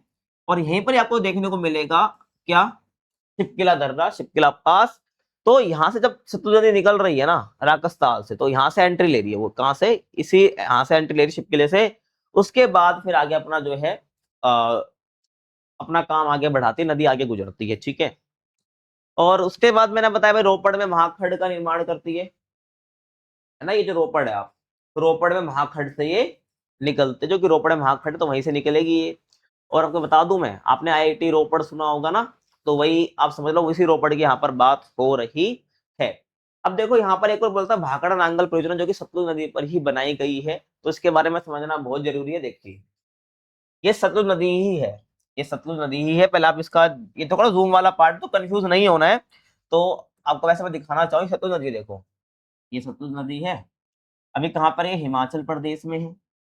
उसके बाद ये आएगी पंजाब में, कहां पर आएगी भाई, पंजाब में आएगी। तो ये पंजाब में देखो कैसे आ रही है, थोड़ी नीचे जा रही है फिर ऐसे जा रही है, तो इसका भाव ऐसा है, ठीक है, इसका भाव ही ऐसा है। तो इसी इतने हिस्से को मैं जूम कर रहा हूँ, इतने हिस्से को मैं क्या कर रहा हूँ, जूम कर रहा हूँ। अब मेरे पास ये है, तो यहाँ से हिमाचल प्रदेश से एंटर करी पंजाब में, और पंजाब में एंट्री जब लेती है, लेते लेते लेते पूरा यहाँ पर क्या आपको गोविंद सागर जलाशय आपको देखने को मिलता है। और यहीं पर ही क्या है भाई, क्या बना रखा है, भाखड़ा नांगल बांध है। लेकिन ये भाखड़ा नांगल बांध मतलब ये नहीं कि एक ही जगह पे इसका नाम यही है, भाखड़ा अलग बांध है, नांगल अलग बांध है। तो जैसे ही पंजाब में एंट्री लेती है ना, पंजाब की जो सीमा है वहीं पर ही, जो पंजाब हिमाचल प्रदेश की जो सीमा है वहीं पर ही जो है आपको भाखड़ा बांध देखने को मिलता है। उसके बाद थोड़ा 8 किलोमीटर जाओगे, भाखड़ा बांध के बाद जब आप और सतलुज नदी जो है आगे जाएगी, लगभग 8 किलोमीटर का डिस्टेंस है। 8 किलोमीटर का डिस्टेंस कवर करते ही जो है दूसरा बांध हमें देखने को मिलता है, जिसका नाम क्या है, यहाँ पर नांगल बांध। तो मैं कहूँ यहाँ पर जो दूरी है वो कितने किलोमीटर की है, 8 किलोमीटर की दूरी है, ठीक है। तो यहाँ पर हमको नांगल बांध देखने को मिलता है, भाखड़ा बांध पंजाब और हिमाचल प्रदेश की सीमा पर देखने को मिलता है। उसके बाद 8 किलोमीटर चलेगी नदी, उसके बाद जो नांगल बांध हमको देखने को मिल जाता है नांगल के पास। तो ये जो भाखड़ा नांगल बांध है ना, ये बहुत जरूरी है ना, सतलुज जी में बनाया गया है ये। और विद्युत परियोजना, विद्युत यानी बिजली बनाने के लिए काफी जरूरी है, समझ आ गया भाई। उसके बाद जो है सतलुज नदी जो है ये आगे बढ़ जाते हो, यहाँ पर आप देख सकते हो रोपड़ भी है, ठीक है। तो रोपड़ में क्या, ये महाखंड तो यहीं से जो है निकलती भी है, आगे चलेगी तो रोपड़ में, रोपड़ के जो ये महाखंड है यहीं से ये निकल भी जाती है और आगे बढ़ जाती है। समझ आया भाई मैं क्या कहना चाह रहा हूँ। और ये मैंने बता ही दिया आपको, एक पूर्ववर्ती नदी और भाखड़ा नांगल के लिए बहुत जरूरी है। अब चलो भाई आगे, अब हम बात करते हैं, अभी देख भी चुके हो ये सतलुज नदी है। और इसी सतलुज नदी में क्या मिल रही है, अपनी व्यास नदी भी मिल रही है। और जब आप आगे जाओगे देखो सतलुज नदी ये आगे जाएगी, और फिर आगे चेनाब नदी जो आ रही है ना, इस सतलुज नदी जो है चेनाब में मिल जाती है, और चेनाब में रावी मिल जाती है। बता चुका हूं मैं आपको, झेलम भी चेनाब में आके मिल जाती है। तो सब हम डिस्कस कर चुके हैं, आपको आपको समझ भी आ गया होगा। अब हम चलेंगे आगे, बात करेंगे गंगा नदी तंत्र की। अब गंगा नदी तंत्र भाई बताऊं, एग्जाम पॉइंट ऑफ व्यू से काफी इंपॉर्टेंट है, आपके एग्जाम में आता ही आता है, ठीक है। तो ध्यान से समझना मेरी बात। तो गंगा जो है ना कहाँ से निकलती है, उत्तराखंड राज्य के उत्तरकाशी जिले में जो गौमुख के पास गंगोत्री हिमनद है, ग्लेशियर है, वहां से निकलती है। और कितनी ऊंचाई है, लगभग 3900 यानी 3900 मीटर की ऊंचाई से निकलती है। लेकिन मैं कह दूं कि गंगोत्री से निकलते, तो गंगा कहना गलत है। जहां से इसका उद्गम है गंगा नदी का, तो तुरंत इसको गंगा कहना ठीक नहीं है। जब ये गंगोत्री से निकलती है ना, है उत्तराखंड का जो ये अपना उत्तरकाशी जिला है, वहां पे जो गौमुख है उसके पास गंगोत्री हिमनद है, वहां से जो नदी निकलती है उसका नाम भागीरथी होता है ना, भागीरथी। तुरंत इसको हम गंगा नहीं बोलते जहां से गंगोत्री से निकलती है, जब इसको भागीरथी बोला जाता है, ठीक है। क्यों बोला जाता है वो इसका एक अलग रीजन है भाई, है ना, बहुत सारी स्टोरीज है वो आप पढ़ना है, इसलिए इसको भागीरथी बोला जाता है। तो अब इसको गंगा कब बोला जाता है, तो ध्यान से मेरी बात को समझना, आपको समझ आ जाएगा सब कुछ। देखिए ये एक मैप है जहां से आपको समझ आ जाएगा। तो ये गंगोत्री है, तो गंगोत्री से जो नदी निकल रही है उसको बोला जाता है भागीरथी, सही बात है। तो उसमें एक और नदी मिलती है जिसका नाम है अलकनंदा। क्या है, ये जो ब्लू वाली लाइन आप देख रहे हो अलकनंदा, इसके अंदर क्या क्या मिल रहा है वो अलग चीज है, वो आगे बताऊंगा। अभी पहले आप ये समझिए कि यहाँ से अलकनंदा मिल आ रही है ना, और भागीरथी आगे जा रही है, अलकनंदा भी आ रही है। तो एक जगह है देव प्रयाग, तो देव प्रयाग में क्या होता है, जब भागीरथी अलकनंदा नदी से मिल जाती है, जब इसका संगम हो जाता है देव प्रयाग में, तब मैं इसको क्या बोलता हूँ भाई, गंगा बोलता हूँ। क्या बोलता हूँ, गंगा नदी बोलता हूँ। फिर उसके बाद ही जो है गंगा नदी के नाम से जाने जाते हैं। अब देख लो, यहाँ भागीरथी है और यहाँ पे अलकनंदा है, फिर आगे जब ये मिल गए तो आगे किस नाम लिखा है, यहाँ पर गंगा ही लिखा है। ठीक है, समझ आया भाई मैं क्या कहना चाह रहा हूँ। अब चलते हैं पीछे। ठीक है, तो देव प्रयाग जहाँ भागीरथी अलकनंदा से मिलती है और इसके बाद से गंगा कहलाती है। अब हरिद्वार जो है ना, हरिद्वार ये गंगा मैदान में प्रवेश करती है। मुझे कमेंट में बताना कौन कौन हरिद्वार घूम कर आया है ना। तो हरिद्वार में देखा होगा गंगा नदी बहती है, तो वही है। तो हरिद्वार में जो है गंगा नदी मैदान में प्रवेश कर जाती है, क्योंकि गंगोत्री से आ रही है, पहाड़ी इलाके से आ रही है। तो उसके बाद जो मैदान में प्रवेश कहाँ करते हैं, मतलब समतल जगह पे कहाँ प्रवेश कर रही है, हरिद्वार में ही सबसे पहले जो है हमें प्रवेश करते हुए दिख जाती है। और कुल लंबाई की बात करूं तो 2525 किलोमीटर जो है इसकी लंबाई है गंगा नदी की। अभी किन किन राज्यों से होकर बहती है आपके लिए बहुत इंपॉर्टेंट है। अभी पूरा मैप आपको दिखाने वाला हूं गंगा नदी का, टेंशन मत लो। बाकी मैं भाव की बात करूं तो उत्तराखंड में 110 किलोमीटर, उत्तर प्रदेश में 1450 किलोमीटर, और ध्यान रखना उत्तर प्रदेश में सबसे ज्यादा है, और बिहार में 445 किलोमीटर है, और पश्चिम बंगाल में 520 किलोमीटर ये बहती है। यानी इतने राज्यों में गंगा नदी का पानी जाता है। आप समझो गंगा नदी कितनी इंपॉर्टेंट है। गंगा नदी जो है भौगोलिक रूप से भी इंपॉर्टेंट है और सांस्कृतिक तौर पर भी इंपॉर्टेंट है। आपको पता है गंगा नदी को लोग पूजते हैं। क्वेश्चन आता है कि गंगा नदी जो है सांस्कृतिक और भौगोलिक रूप से काफी महत्वपूर्ण है, सिद्ध कीजिए। तो आप क्या बताओगे भाई, सारी बातें यही बताओगे, है ना। तो कितनी कितनी जगहों से होकर ये गुजरती है और बहुत सारे काम जो है गंगा नदी के पानी से ही होता है। ठीक है, समझ रहे हो आप भाई। अब आगे देखो, और अब यहाँ समझो आप मेरी बात, ठीक है। ये क्या है, गंगोत्री ग्लेशियर है, यहाँ से ही जो है ये उत्तराखंड वाला राज्य है, पूरा ये उत्तराखंड राज्य है। तो यहाँ से निकलती है, फिर उत्तर प्रदेश में ये बहती हुई, है ना, फिर बिहार में जाएगी, फिर आगे जाएगी, है ना। फिर आगे क्या है, दो हिस्सों में बढ़ जाती है, दो हिस्सों में ये बढ़ जाती है। और जब दो हिस्सों में बटेगी ना बिहार के बाद, जब ये, और एक तो इंडिया में रह जाएगी एक धारा इसकी, और एक बांग्लादेश में चले जाती है। इसी वजह से इसका नाम भी बदल दिया जाता है। जो धारा इंडिया में रहती है ना, उसको बोला जाता है हुगली। क्या बोला जाता है, हुगली। इसको आप भागीरथी भी बोल सकते हो। क्या बोल सकते हो, भागीरथी भी बोल सकते हो। और जो बांग्लादेश में गई है धारा, या वितरिका बोला जाता है, तो उसको बोला जाता है पद्मा। क्या बोला जाता है, पद्मा बोला जाता है। आपको पता होना चाहिए। अब चलते हैं भाई पीछे। मैंने आपको बता दिया भाई कहाँ से निकलती है और किन किन राज्यों से होकर गुजरती है। उसके बाद अंत में जो है दक्षिण मुखी होकर दो धाराओं में विभाजित हो जाते हैं, जो मैंने आपको पीछे दिखाया। एक भागीरथी, जिसको भारत में भागीरथी बोला जाता है, हुगली बोला जाता है। और ये जो ये आपको देखने को मिल रही है ना, ये हुगली है, भागीरथी जो कि इंडिया वाले पार्ट में है, पद्मा तो बांग्लादेश में है। तो भागीरथी कहाँ पर है, ये पश्चिम बंगाल के अंदर चले जाती है। ठीक है, जिसको हुगली नदी आपने सुना होगा ना, हुगली नदी। क्या है वो हुगली नदी, हुगली नदी यही है, ये गंगा का ही जो है वो बटी हुई धारा जो पश्चिम बंगाल में बहती है। ठीक है, और पद्मा जो बांग्लादेश में प्रवेश करती है। और ये जो नदी है लास्ट में जो है सागर द्वीप के पास बंगाल की खाड़ी में जा मिलती है। ठीक है, और ये भारत का सबसे बड़ा अपवाह तंत्र है, जो भारत में लगभग 8.6 लाख वर्ग किलोमीटर क्षेत्र में फैला हुआ है। तो भारत का सबसे बड़ा अपवाह तंत्र किसका, गंगा नदी का, आपको पता होना चाहिए।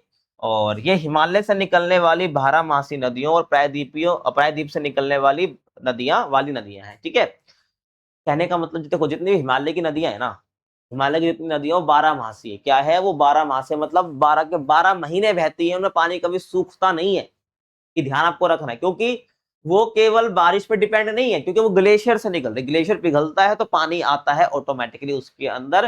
लेकिन अगर आप दक्षिण भारत की नदियों की बात करोगे ना, तो वो अधिकतर किस पे डिपेंड है, वो डिपेंड है अपने, केवल बारिश पर ही डिपेंड है अपने पानी के लिए।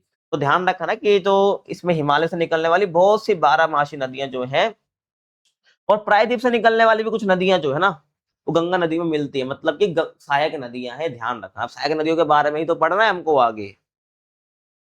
आपको दिखाना चाहूं, ये देखो आप कितनी सारी सहायक नदियां हैं इसकी। जैसे कि सबसे बड़ी सहायक नदी कौन सी, यमुना है। सबसे बड़ी सहायक नदी क्या है, यमुना है। और बाकी और भी नदी मिलती है, जैसे रामगंगा, गोमती, है ना, अ, घाघरा, गंडक, कोसी मिल जाती है। और आगे देखो आप, ये आपको देखे ना, ये आपको यमुना तो मिल ही रही है, सोन नदी मिल रही है, ये दामोदर नदी मिल रही है, और बाकी यमुना जो है ना, यमुना के अंदर बहुत सारी सहायक नदी मिल जाती है, चंबल नदी है ना, सिंध नदी, बेतवा नदी, केन नदी, ये ध्यान रखना है आपको, ठीक है। तो अभी हम आगे बात करेंगे इनकी। ये आपको ध्यान रखना है अलकनंदा और पंचप्रयाग। क्या है अलकनंदा और पंचप्रयाग है भाई? ये तो देखो आप, ये जो पांच पंचप्रयाग आपको समझाई देता हूँ, आप समझना मेरी बात को ध्यान से। ये देखो, यही पंचप्रयाग आपको समझा देगा। मैंने आपको क्या बताया कि जो ये भागीरथी है ये गंगोत्री से निकलती है, और फिर बद्रीनाथ से हमारी क्या निकलती है, अलकनंदा नदी निकलती है। क्या निकलती है भाई? अलकनंदा नदी निकलती है। अब जो है, देखो यहाँ पर कौन कौन सी नदी यहाँ पर मिलती है, जब जाके हम इसको अलकनंदा बोलते हैं।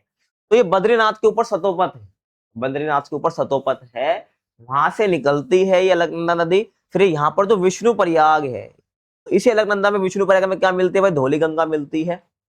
और आगे जब ये जाएगी ना, विष्णु गंगा तो, धौली गंगा तो सब मिल गई, फिर आगे जब जाती है ना ये, तो ये नंद प्रयाग है। तो नंद प्रयाग में क्या मिलती है? नंदाकिनी नदी मिलती है इसके अंदर। फिर आगे जाएगी, ये कर्ण प्रयाग है, तो कर्ण प्रयाग में मिलते हैं पिंडर गंगा, ठीक है, पिंडार नदी मिलती है।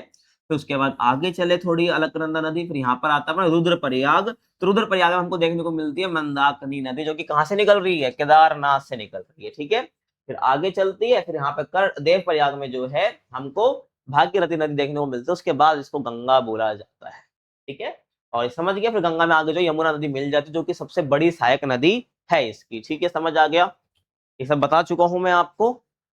और यही क्या है भाई? अपनी वही पिंडार नदी, अलकनंदा के स्रोत कहाँ से है, और अलकनंदा की धारा, सब मैंने आपको बता दिया है। ये आप पढ़ोगे समझ जाओगे।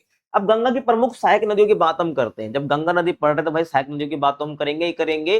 तो गंगा की प्रमुख सहायक नदियों को मैं दो हिस्से में बांट सकता हूँ। एक तो दाहिने तट की सहायक नदियां, और एक है बाएं तट की सहायक नदियां, क्योंकि दोनों अलग अलग साइड से मिलती है ना इसके सहायक नदियां, ट्रिब्यूटरीज कहते हैं इसको इंग्लिश में, ध्यान रखना। तो सबसे पहले मैं बात करूंगा दाहिने तट की सहायक नदियों की। किसकी बात करूंगा भाई मैं? दाहिने तट की सहायक नदियों की। तो सबसे पहले मैं बात करूंगा यमुना की, जो कि सबसे लंबी और सबसे पश्चिमी सहायक नदी है गंगा की।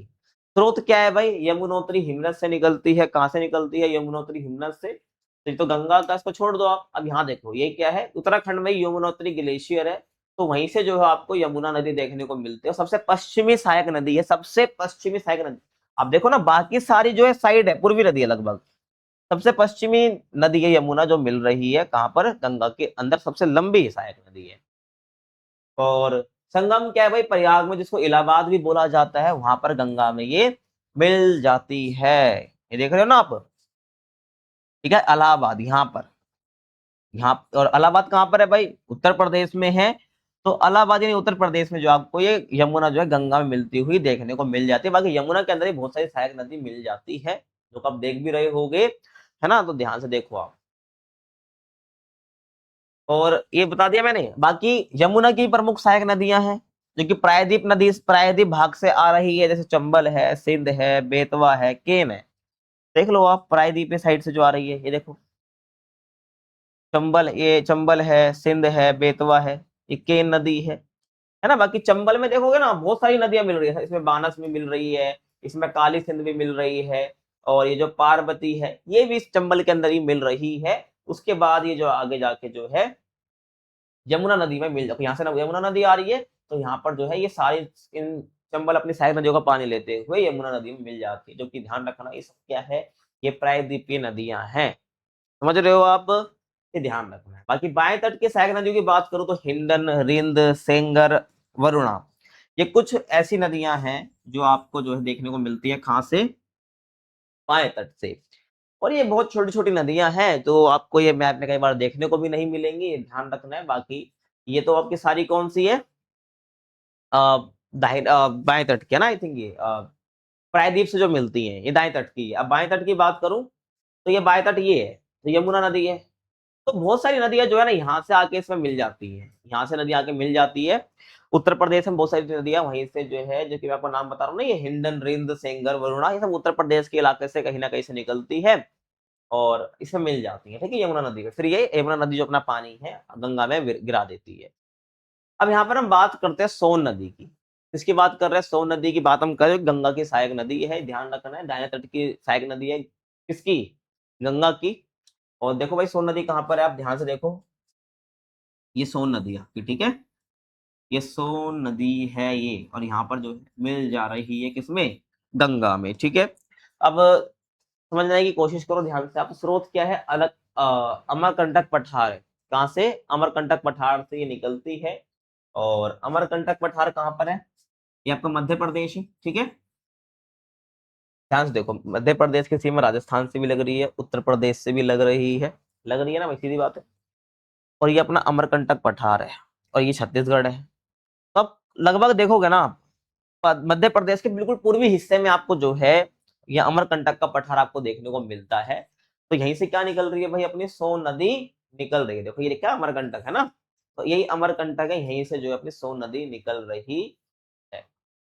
अब यूं कह लीजिए कि अमरकंटक है, यहीं से जो अपनी सोन नदी निकल रही है।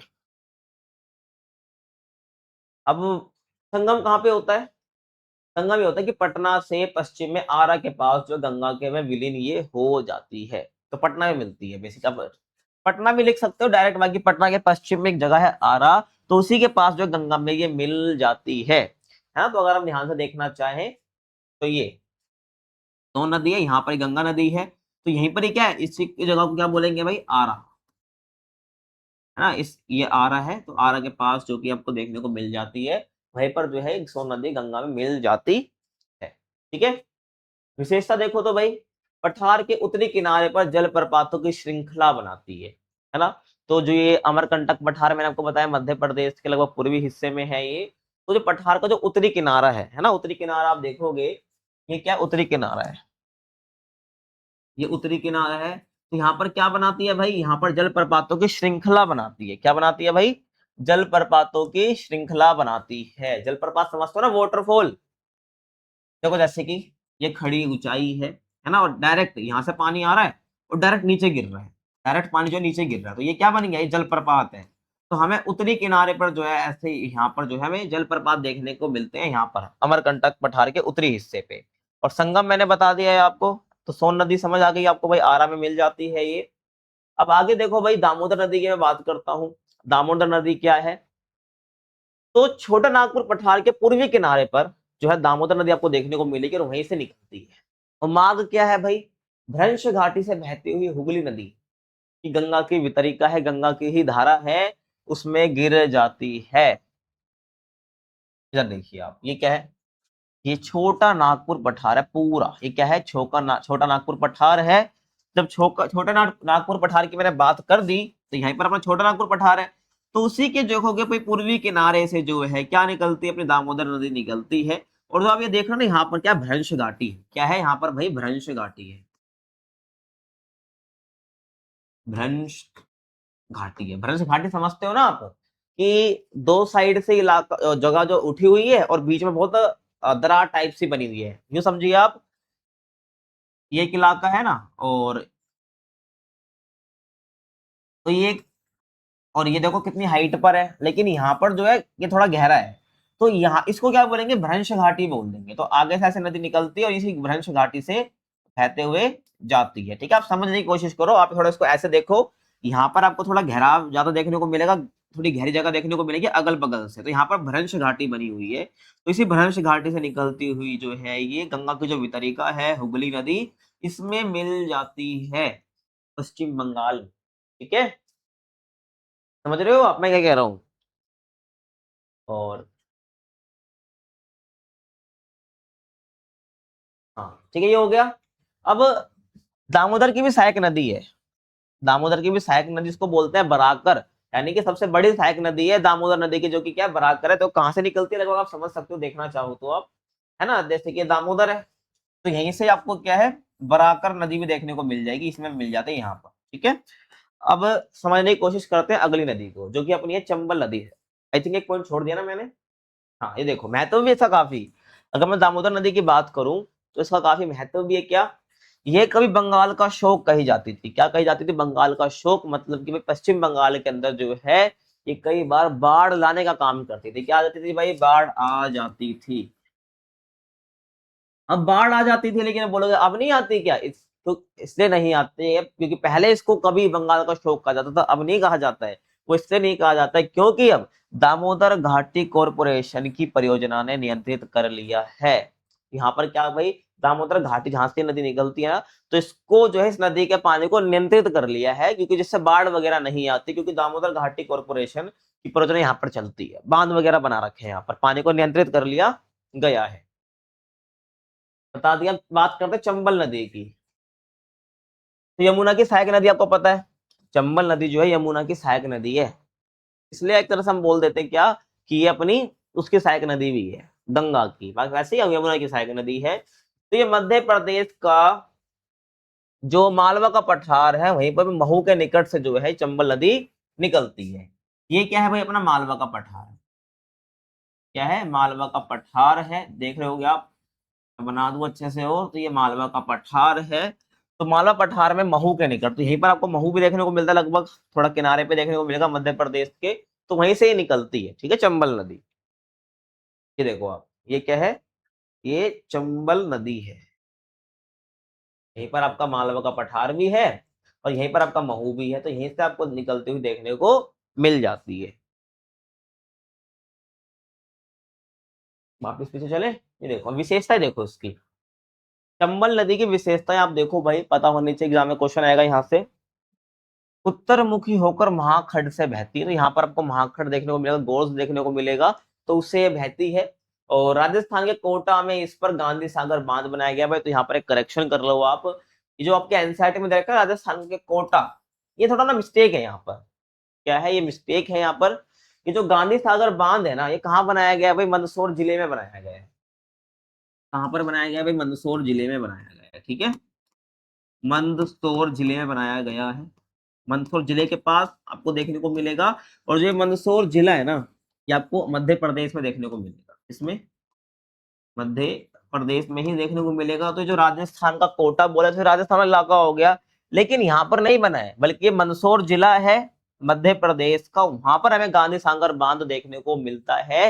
ये ध्यान रख लेना है। इसका रीजन ये हो सकता है कि राजस्थान का कोटा इसलिए लिख रखा है क्योंकि क्योंकि जो ये गांधी सागर बांध है ना, ये बिल्कुल आपको सीमा पर देखने को मिलेगा, वहीं पर कोटा भी देखने को मिल जाता है लगभग, तो इसलिए कोटा ही बोल दिया जाता है। लेकिन आप ध्यान रखना है, एक्चुअल में मंदसौर जिला जो कि बिल्कुल सीमा पर देखने को मिलेगा आपको, ये मध्य प्रदेश के, तो वहां पर जो है ये गांधी सागर बांध बनाया गया है, ठीक है, ये ध्यान आपको रखना है।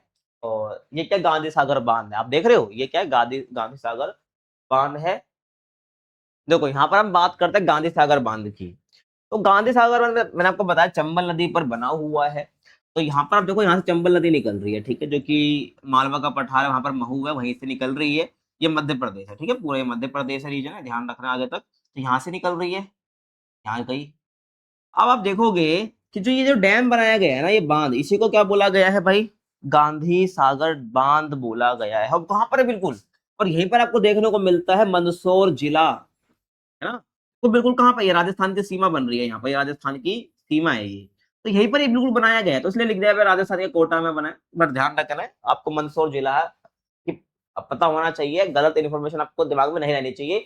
हाँ भाई, लेकिन एनसीईआरटी में तो राजस्थान का कोटा दे रखा है, पेपर में आपको मंदसौर जिला देखने को मिलेगा भी नहीं। अगर क्वेश्चन आ जाए कि गांधी सागर बांध कहाँ पर है, तो भाई एग्जाम में अगर आपको क्या आएगा, राजस्थान का कोटा शहरी मिलेगा, तो वहीं पर आपको वही टिक लगाना है। क्या करे भाई, एनसीईआरटी को हमें पूजना पड़ता है ना, मानना पड़ता है, तो आपको भी क्या करना पड़ेगा, पेपर में आंसर लगाना पड़ेगा, अगर आपके नंबर ना कटे, क्योंकि जो भी आपके क्वेश्चन होते हैं, जो उसके आंसर की वगैरह बनती है टीचरों के पास जो होती है, वो एनसीईआरटी के हिसाब से ही बनाई जाती है ना। बाकी आपको एक्चुअल बता देता हूँ, ये मंदसौर जिलों में है।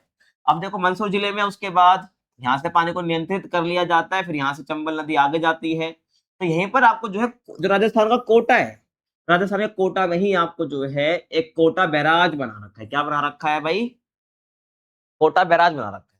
अब देखो भाई, जो बांध होता है, जो बैराज होता है, इसमें क्या अंतर होता है। बांध तो बेसिकली क्या होता है, पानी को पूरी तरीके से नियंत्रित करने के लिए होता है, पानी को स्टोर करने के लिए बनाया जाता है ताकि उससे बिजली बनाई जा सके। लेकिन जो बैराज होता है ना, बैराज जो कि कोटा शहर में आपको देखने को मिलता है, राजस्थान के चंबल नदी पर, बैराज में क्या होता है भाई, फाटक लगाए जाते हैं। क्या लगाए जाते हैं, फाटक लगाए जाते हैं, मतलब गेट लगाए जाते हैं लोहे के। अब ये फाटक क्या, गेट लगाए जाते हैं, तो इसमें पानी को ना कंट्रोल कर जाता है, किस वे में कि भाई जैसे मान लो पानी आगे निकालना है, तो गेट खोल देंगे, फाटक खोल देंगे, और जब पानी को रोकना है तो यहाँ पर वो फाटक लगा देंगे, नहीं गेट बंद कर देंगे। एक तरह से आप ये समझ सकते हैं, इसको बोलते हैं कोटा बैराज, है ना। ये क्यों करा जाता है, ये कोटा, ये जो बैराज है ना, इसलिए बनाए जाते हैं ताकि जो सिंचाई के लिए हमने नहरें बना रखी हैं, उन नहरों में पानी कहाँ से आएगा, उसमें कोई नेचुरली पानी तो आता नहीं है, हमें नदियों से ही पानी मोड़ना होता है उन नहरों में। तो क्या करा जाता है, इन्हीं बैराज की मदद से नहरों में पानी को मोड़ा जाता है नदियों के, है ना। तो ध्यान रखना। तो कोटा बैराज बता दिया मैंने, जो ये कोटा शहर में बना हुआ है चंबल नदी पर। उसके बाद जो चंबल नदी आगे जाती है और यमुना नदी में मिल जाती है यहाँ पर। ठीक है, समझ गए आप? आई होप आपको समझ आया होगा। अब देखो आगे हम बात करते हैं इधर। ये अपने उत्खात भूमि वाली जो भू आकृति है उसके लिए प्रसिद्ध है ना, और जिसे चंबल खड कहा जाता है। आप देखना चाहोगे इस चंबल खड को? ये देखिए आप, इस मतलब ये उत्खात भूमि है, चंबल खड ऐसा ही दिखता है। इसको क्या बोलते हैं? उत्खात भूमि बोलते हैं। कुछ उबड़ खाबड़ सी होती है ना। इसको इंग्लिश में आई थिंक रेवाइन बोलते हैं। क्या बोलते हैं? रेवाइंस बोलते हैं। ठीक है, तो जिसको क्या है बनाया गया है, मतलब ये चंबल नदी बनाती है, ध्यान आपको रखना है। ठीक है, ये बता दिया है आपको ना, चंबल नदी और संगम का यमुना नदी में मिल जाती है लास्ट में। ठीक है, आई होप आपको समझ आया होगा। अब देखो आगे हम चलते हैं, बाएं तट की सहायक नदियों की बात करते हैं। बाएं दाहिने तट की तो बात कर ली हमने, अब दाहिने तट की बाएं तट की सहायक नदियों की हम बात करते हैं, जिसमें पहली है रामगंगा। अब रामगंगा की बात कर रहे हैं तो देखो भाई, ये गैरसन के निकट गढ़वाल की पहाड़ियों से देखने को मिलती है हमें। कहां से निकलती? गैरसन के निकट गढ़वाल की पहाड़ियों से निकलती है ये देखो, ये रामगंगा है ना, ये यहाँ से निकल रही है। और यहीं पर ही क्या है भाई अपना, गढ़वाल की पहाड़ियां हैं। क्या है? गढ़वाल की पहाड़ियां। तो यहीं पर जो आपको शिवालिक भी देखने को मिलता है ना, शिवालिक बताया ना मैं आपको, सबसे निचला जो हिमालय का भाग होता है उसको शिवालिक बोला जाता है। तो मार्ग क्या है भाई इसका? ये शिवालिक को पार करके नजीबाबाद के निकट मैदान में प्रवेश कर जाती है, क्योंकि भाई गढ़वाल की पहाड़ियों से निकल रही है, मैदान में प्रवेश तो करेगी करेगी, फिर बाद में गंगा में भी मिलती है ये। तो ये मैदान में कहाँ प्रवेश करती है? नजीबाबाद के पास में जो है मैदान में ये आ जाती है, जो कि शिवालिक को पार करके, है ना, क्योंकि पहाड़ियों को तो पार करके आएगी, तो वहीं से तो गढ़वाल की पहाड़ी है, तो उत्तराखंड से निकलते हैं, आप यूं कह सकते हो इसको, उत्तराखंड में गढ़वाल की पहाड़ी है। संगम कहाँ पर होता है भाई? कन्नौज के निकट गंगा नदी में मिल जाती है, मतलब कन्नौज जो है ना, वहां पर जो आपको ये रामगंगा मिलती हुई दिख जाएगी गंगा में। आप देखना चाहोगे? इधर देखो आप, गंगा नदी है, तो रामगंगा निकल रही है यहाँ से, ये मैदान में प्रवेश कर जाती है। और नजीबाबाद कहाँ पर है? नजीबाबाद यहाँ पर है, क्योंकि कहाँ पर है? यूपी में है। कहाँ पर है? यूपी में नहीं, उत्तर प्रदेश में है। ठीक है, तो यहाँ पर कन्नौज है, तो कन्नौज जो कि अपना उत्तर प्रदेश के अंदर है, कन्नौज में जो है ये रामगंगा गंगा नदी में मिल जाती है। ठीक है, बता दिया या बता दो? चलो गंडक की बात कर लेता हूँ।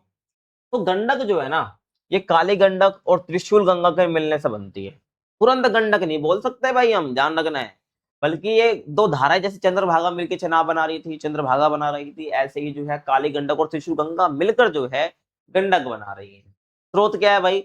नेपाल हिमालय में जो धौलगिरी व माउंट एवरेस्ट के बीच, वहां से जो है आपको ये दोनों धाराएं निकलती हुई दिख जाएंगी, फिर बाद में ये मिल जाती है, उसके बाद गंडक इसको बोला जाता है। अब पहले आप देख लो ना, जब आपको ज्यादा समझ आएगा। अगर आपको ये मैप फिजिबल हो तो देखो, ये क्या है? काली गंडक है। ये क्या है? काली गंडक की धारा है। और जो है ये त्रिशूली है, त्रिशूली गंगा है, त्रिशूल धारा है इसको बोलते हैं। फिर ये जो है यहाँ पर आपस में आकर ये मिल जाती है ना। ये कहाँ पर है भाई? ये मैं बताया ना, ये देखो पूरा नेपाल है, ये पूरा नेपाल है। तो नेपाल हिमालय में धौलगिरी व माउंट एवरेस्ट के बीच, तो यहाँ पर आपको धौलगिरी भी देखने को मिलता है, माउंट एवरेस्ट भी देखने को मिलता है, तो उन्हीं के बीच में जो है यहाँ पर आपको ये निकलते हुए देखने को मिलेंगे, और वहां से बाद में मिल जाती है। उसके बाद जो है इसको गंडक बोला जाता है। तो जब ये भारत में प्रवेश कर रही है तब जाके इसको गंडक बोला जा रहा है। और फिर जो बाद में पटना देख रहे हो आप, ये पटना के पास जाकर गंगा नदी में मिल जाती है। ये आपको बता भी रखा है, देखो भाई पीछे। तो बिहार के चंपारण जिले में प्रवेश करती है और पटना के निकट सोनपुर में जो है गंगा में मिल जाती है। तो आप पटना लिख लो, बाकी और डिटेल में लिखना तो आपकी बुक में दे भी रखा है कि चंपारण जिले में प्रवेश करेगी, उसके बाद संगम आपका कहाँ हो जाता है? चंपारण जिले में प्रवेश करती है, वहां हो जाता है, और पटना के निकट सोनपुर है, वहां पर गंगा में मिल जाती है ये। ठीक है, अब घाघरा नदी की बात कर लेता हूं मैं। तो घाघरा नदी कहाँ से निकलती है? माप चा चुंगो हिमनद से ये निकलती है। कहाँ से निकलती है भाई? मापचा चुंगो हिमनद से। आप देखोगे ये जो है घाघरा नदी है आपकी, ये क्या घाघरा नदी है। यहाँ पर एक क्या आपका मापचा चुंगो हिमनद है। क्या है भाई? मापचा चुंगो हिमनद है। कहाँ पर है ये? आपका तिब्बत में है। मापचा चुंगो हिमनद कहाँ पर है आपका? तिब्बत में है।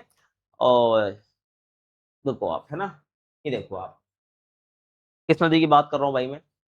घाघरा नदी की बात कर रहा हूँ ना। तो ये यहाँ पर आपका क्या है?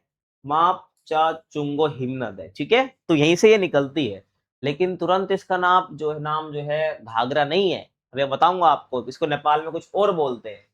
अब देखो कि जब मापचा चुंगो हिमनद से निकलती है तो नेपाल के अंदर इसको करनाली बोला जाता है। नेपाल के अंदर क्या बोला जाता है? इसको करनाली बोला जाता है। उसके बाद जो है ये घाघरा नदी जो फिर आगे बढ़ती है, ठीक है। नेपाल में करनाली बोला जाता है।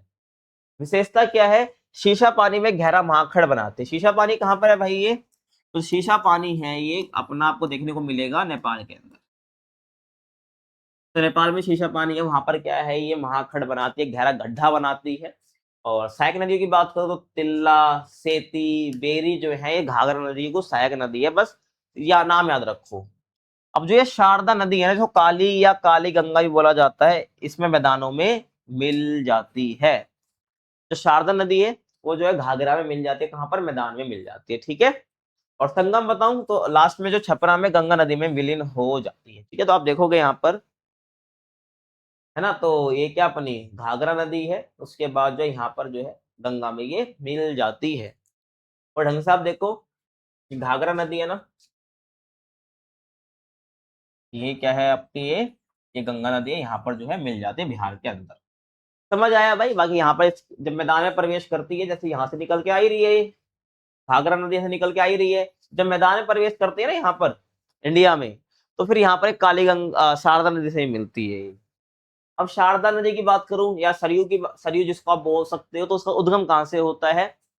तो नेपाल हिमालय में मिलाम हिमनद, जहाँ इसे गौरी गंगा कहते हैं, वहां से इसका उद्गम होता है। देखो अब एक और चीज, अब जो ये नेपाल हिमालय बोल रखा है ना, अब ये नेपाल हिमालय, पंजाब हिमालय, कुमाऊं हिमालय क्या है ये?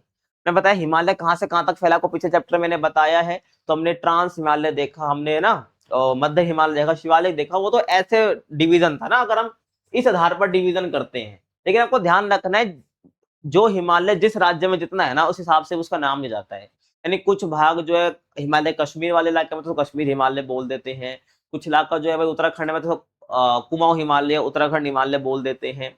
नेपाल में भी भाई आपको हिमालय देखने को मिलेगा, उसको नेपाल हिमालय बोल देते हैं। तो ऐसे ही बोला गया कि नेपाल हिमालय में मिलाम हिमनद है, वहां से निकलती है। बट आपको एक चीज बता दूं, जो ये मिलाम हिमनद है ना, ये जो मिलाम ग्लेशियर है भाई, ये उत्तराखंड के अंदर है। क्या है ये? उत्तराखंड के अंदर। आपके एनसीईआरटी में ही दे रखा है ये, लेकिन कि नेपाल हिमालय में, ध्यान रखना है। तो आप देखोगे ये इंडिया का पार्ट है ना, ये उत्तरांचल बोला गया है। उत्तरांचल बेसिकली क्या है ये आपको पता होगा। पहले जब यूपी और उत्तराखंड जो है, उत्तर प्रदेश और उत्तराखंड ये एक ही थे पहले, ठीक है। पहले इसको उत्तरांचल बोला जाता था। तो ये ओल्ड मैप है, आपको समझने में आसानी हो जाएगी इससे, है ना। तो उत्तरांचल यूपी प्लस उत्तराखंड को बोलते थे। तो आप ये देखो इंडिया वाला मैप है, अब उत्तराखंड अलग हो गया है। तो उत्तराखंड में आपको देखने को मिलेगा मिलाम ग्लेशियर। क्या है भाई? कहां पर है मिलाम ग्लेशियर? ये देखो, ये क्या आपको मिलाम ग्लेशियर देखने को मिलेगा यहीं पर ही। तो मिलाम ग्लेशियर जो कि उत्तराखंड में है, वहां से जो है अपनी ये शारदा नदी निकलती है। वही बात एग्जाम में आएगा तो आपको वही नेपाल हिमालय लिखना पड़ेगा, नो डाउट, ठीक है। और इसे गौरी गंगा कहते हैं, वहां पर जहां से निकलती है। और अन्य नाम की बात करूं तो भारत नेपाल सीमा पर काली या चाय किसको बोला जाता है? ध्यान रखना है भाई आपको। जब नेपाल देखो यहाँ से निकल रही है ना ये नदी, क्योंकि यहाँ से निकलेगी तो नेपाल की सीमा है। देखो यहाँ पर ये नेपाल की पूरी बाउंड्री है ये, है ना, तो यहीं से निकलती है बेसिकली, ठीक है। तो जब ये नेपाल सीमा से बहती है, और नेपाल जो शारदा नदी है नेपाल के लिए काफी इंपॉर्टेंट भी है भाई। जब नेपाल सीमा पर से ये बहती है तो आपको ध्यान रखना है, तो इसे चाय या काली बोला जाता है। और बाकी जो अपना नेपाल है उसके साथ हमारा थोड़ा विवाद रहता है, किस नदी को लेकर? बस शारदा नदी के पानी को लेकर रहता है, ध्यान रखना। और संगम क्या घाघरा नदी में मिल जाती है। फिर जो शारदा नदी है ये बाद में घाघरा नदी में मिल जाती है, ठीक है, जो मैंने पीछे भी आपको बताया है, मैदान वाले इलाके में। समझ आया भाई? तो हम किसकी बात करते हैं भाई? शारदा नदी की, आई थिंक इसमें दे रखी हो, है ना। देखो आप शारदा नदी आपको अगर दिख रही हो, वैसे तो आपको यहाँ पे देखने को नहीं मिलेगी, है ना। बाकी मैंने बता दिया किसे मिल जाती है, ये जो घाघरा नदी आप देख रहे हो ना, इसमें आपको 7 नदी देखने को मिल जाती है। कहां पर? मैदानी वाले इलाके में। यहाँ से निकलेगी, देखो यहीं से आपका कन्नौज, ये आपका उत्तराखंड, तो यहीं से आपकी जो है निकलती है, फिर यहाँ से बहती हुई जो है ये पूरे, आपको क्या कह रहे हैं, इससे आपका नेपाल वाला जो सीमा है, नेपाल भारत की सीमा, वहां से बहती हुई फिर जो घाघरा नदी में मैदान में मिल जाती है। उसके बाद फिर जो है ये गंगा में मिल जाती है। कौन? अपनी घाघरा नदी। ठीक है, समझ आ गया आपको? ये मैंने बता दिया है। अब आगे चलो कोसी नदी की बात कर लेता हूँ। तो कोसी क्या है? एक पूर्ववर्ती नदी है ना, एकदम ईस्ट वाली नदी है ये। स्रोत क्या है? तो तिब्बत में माउंट एवरेस्ट के उत्तर में, जहां इसे मुख्य धारा अरुण निकलती है। ठीक है, तो कोसी को भी डायरेक्ट कोसी नहीं बोला जाता है, ध्यान रखना है। बाद में दूसरी नदियां मिलती थी जाके इसको कोसी बोला जाता है। तो स्रोत क्या है? तो तिब्बत में जो माउंट एवरेस्ट है उसके उत्तर में, वहां से क्या निकलती है? अरुण एक धारा है, कोसी की धारा है, मतलब बाद में कोसी बोलते हैं, तो वहीं से एक धारा निकलती है अरुण, है ना। फिर सप्तकोशी क्या है भाई? तो नेपाल में क्या होता है? अरुण में पश्चिम से क्या है? सोन कोशी, और पूर्व से तमूर कोशी मिलने के बाद जो है ये सप्तकोशी कहलाती है। सप्तकोशी कहो या कोसी कहो, तो ध्यान रखना है ना, कि अरुण निकल रही है, फिर नेपाल में क्या, और अरुण के पश्चिम में आपको एक सोन कोशी मिलेगी, फिर और पूर्व साइड से जो आपको तमूर कोशी देखने को मिलेगी। उसके बाद इसको सप्तकोशी बोला जाता है ना। तो आप ये कोशी नदी देख रहे हो, है ना, जो कोसी नदी आप देख रहे हो डायरेक्ट नहीं है, ये माउंट एवरेस्ट के उत्तर में, फिर वहां से अरुण निकलती है। अरुण के बाद और फिर आपको पश्चिम में देखो क्या, सोन कोसी देखने को मिलेगी, और यहाँ से पश्चिम में क्या देखने को मिल रहा है? सोन कोसी।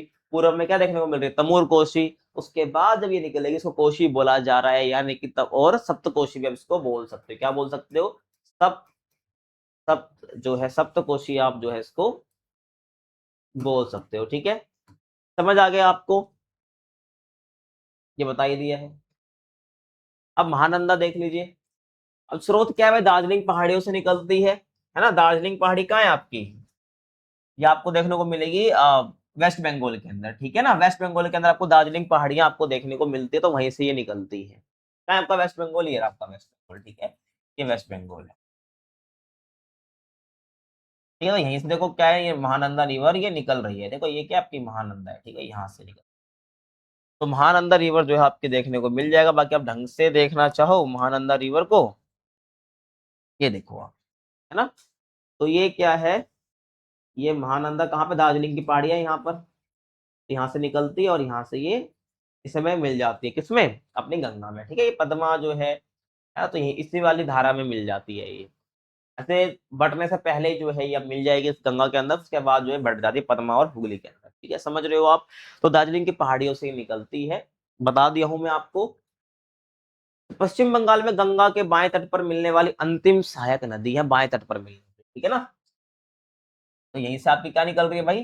जो आपकी महानंदा है वो यहाँ से निकलती है, और फिर बाद में गंगा में मिल जाती है। ठीक है, आई थिंक मैंने आपको यहाँ बता दिया, इसे छोड़ो आप। यहाँ से जो निकलती है महानंदा रिवर, और यहाँ पर जो गंगा में मिल जा रही, ठीक है, ये ध्यान रखना है। तो यहाँ पर मिल जा रही है, और निकल कहाँ से? दार्जिलिंग की पहाड़ियों से निकल रही है। अब हम बात करेंगे ब्रह्मपुत्र नदी तंत्र की।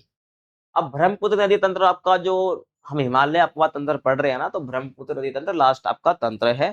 तो देखो आप, तो ब्रह्मपुत्र जो विश्व की सबसे बड़ी नदियों में से एक है, और ये कैलाश पर्वत श्रेणी में मानसरोवर झील के निकट जो आपका चेमा युंगडुंग हिमनद है, जिसको ग्लेशियर आप बोलते हो, वहां से निकलता है। ठीक है, तो चेमा युंगडुंग ग्लेशियर से निकलती है ये। ठीक है, तिब्बत में ही है ये, तो तिब्बत में चेमा युंगडुंग ग्लेशियर से निकलती है। और जब ये तिब्बत से निकलते, तिब्बत में इसको क्या बोलते हैं? यारलुंग सांगपो इसको हम बोलते हैं।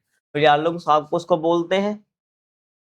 और भारत में प्रवेश करने से पहले यहाँ पर क्या है? नमचा पर्वत है। क्या है? नमचा बरवा पर्वत है। नमचा बरवा, ठीक है, यहाँ पर आपको देखने को मिलेगा। ठीक है, कहाँ पर? बिल्कुल यहाँ पर। यहाँ पर बना तो बिल्कुल किनारे पर आपको देखने को मिलता है, अरुणाचल प्रदेश के, जो कि चीन के अंदर है। ठीक है, नमचा बरवा पर्वत जो है आपका। देखिए, तिब्बत में यात्रा की बात करो, यहाँ से पूर्व दिशा, यहाँ से पूर्व दिशा में बहती है, क्योंकि यहाँ से देखो निकल, यहाँ मान लो चेमा युंगडुंग है, तो यहाँ से निकल रही है, तो किस दिशा में जा रही है? पूर्व दिशा में ये जा रही है। तो पूर्व दिशा में बहती हुई जो है ये दक्षिणी तिब्बत के शुष्क व समतल मैदान में लगभग 1200 किलोमीटर की दूरी तय करती है। तो तिब्बत का जो समतल मैदान है वहां पर कितनी दूरी तय कर रही है भाई? ये लगभग 1200 किलोमीटर की दूरी तय कर रही है। ठीक है, और तिब्बत में इसे सांगपो या यार्लुंग सांगपो बोल सकते हो, टी साइलेंट होता है, ठीक है इसमें। और जिसका अर्थ है शोधक, और शोधक का मतलब क्या होता है, शोधक का मतलब होता है प्यूरिफायर, मतलब साफ करने वाला, यानी साफ करना, एक तरह से आप समझ सकते हो। तो तिब्बत में से सांग को बोलते हैं, मतलब ये भाई साफ कर देते हो उस इलाके को, ध्यान रखना है, इसे सांग को बोला जाता है इसको। और मध्य हिमालय में नामचा बरवा, जो कि 7,755 मीटर, मतलब इसकी इतनी ऊंचाई पर है ये, इसके पास है गहरे महाखंड यानी कैनियन का निर्माण करती है, और तेज भाव वाली नदी के रूप में ये बाहर निकलती है। तो नमचा पर्वत, ये नमचा बरवा पर्वत है, मैंने आपको बताया ना, यहाँ पर है ये अरुणाचल प्रदेश है, तो बिल्कुल इसके यहाँ पर आपको देखने को मिलेगा। तो यहाँ पर क्या महाखंड बनाती है, कैनियन बनाते हैं, उसके बाद बाहर निकलते, फिर अरुणाचल प्रदेश में एंटर करती है। अब हम बात करते हैं भारत में प्रवेश और इसके नामकरण, क्योंकि भारत में जब आते इसका नाम कुछ और होता है, पहले कुछ और नाम होता है, ध्यान आपको रखना है। तो देखो भाई, अब मैं भारत की बात कर रहा हूँ, पहले तो मैं आपको बता दिया तिब्बत में इसको यारलुंग सांगपो बोलते हैं, लेकिन भारत की बात अलग है। तो हिमालय के निचले हिस्से में जिसको गिरिपाद बोला जाता है, वहां पर ये सिसंग या दिसंग के नाम से ये निकलती है, ठीक है। और जब ये अरुणाचल प्रदेश में एंट्री लेती है, वहां पर इसको दिहांग भी बोला जाता है। क्या बोला जाता है भाई इसको, ये नमचा पर्वत से बाहर निकले, फिर यहाँ पे इसको दिहांग भी बोला जाता है ना, सिसंग दिसंग भी आप बोल सकते हैं।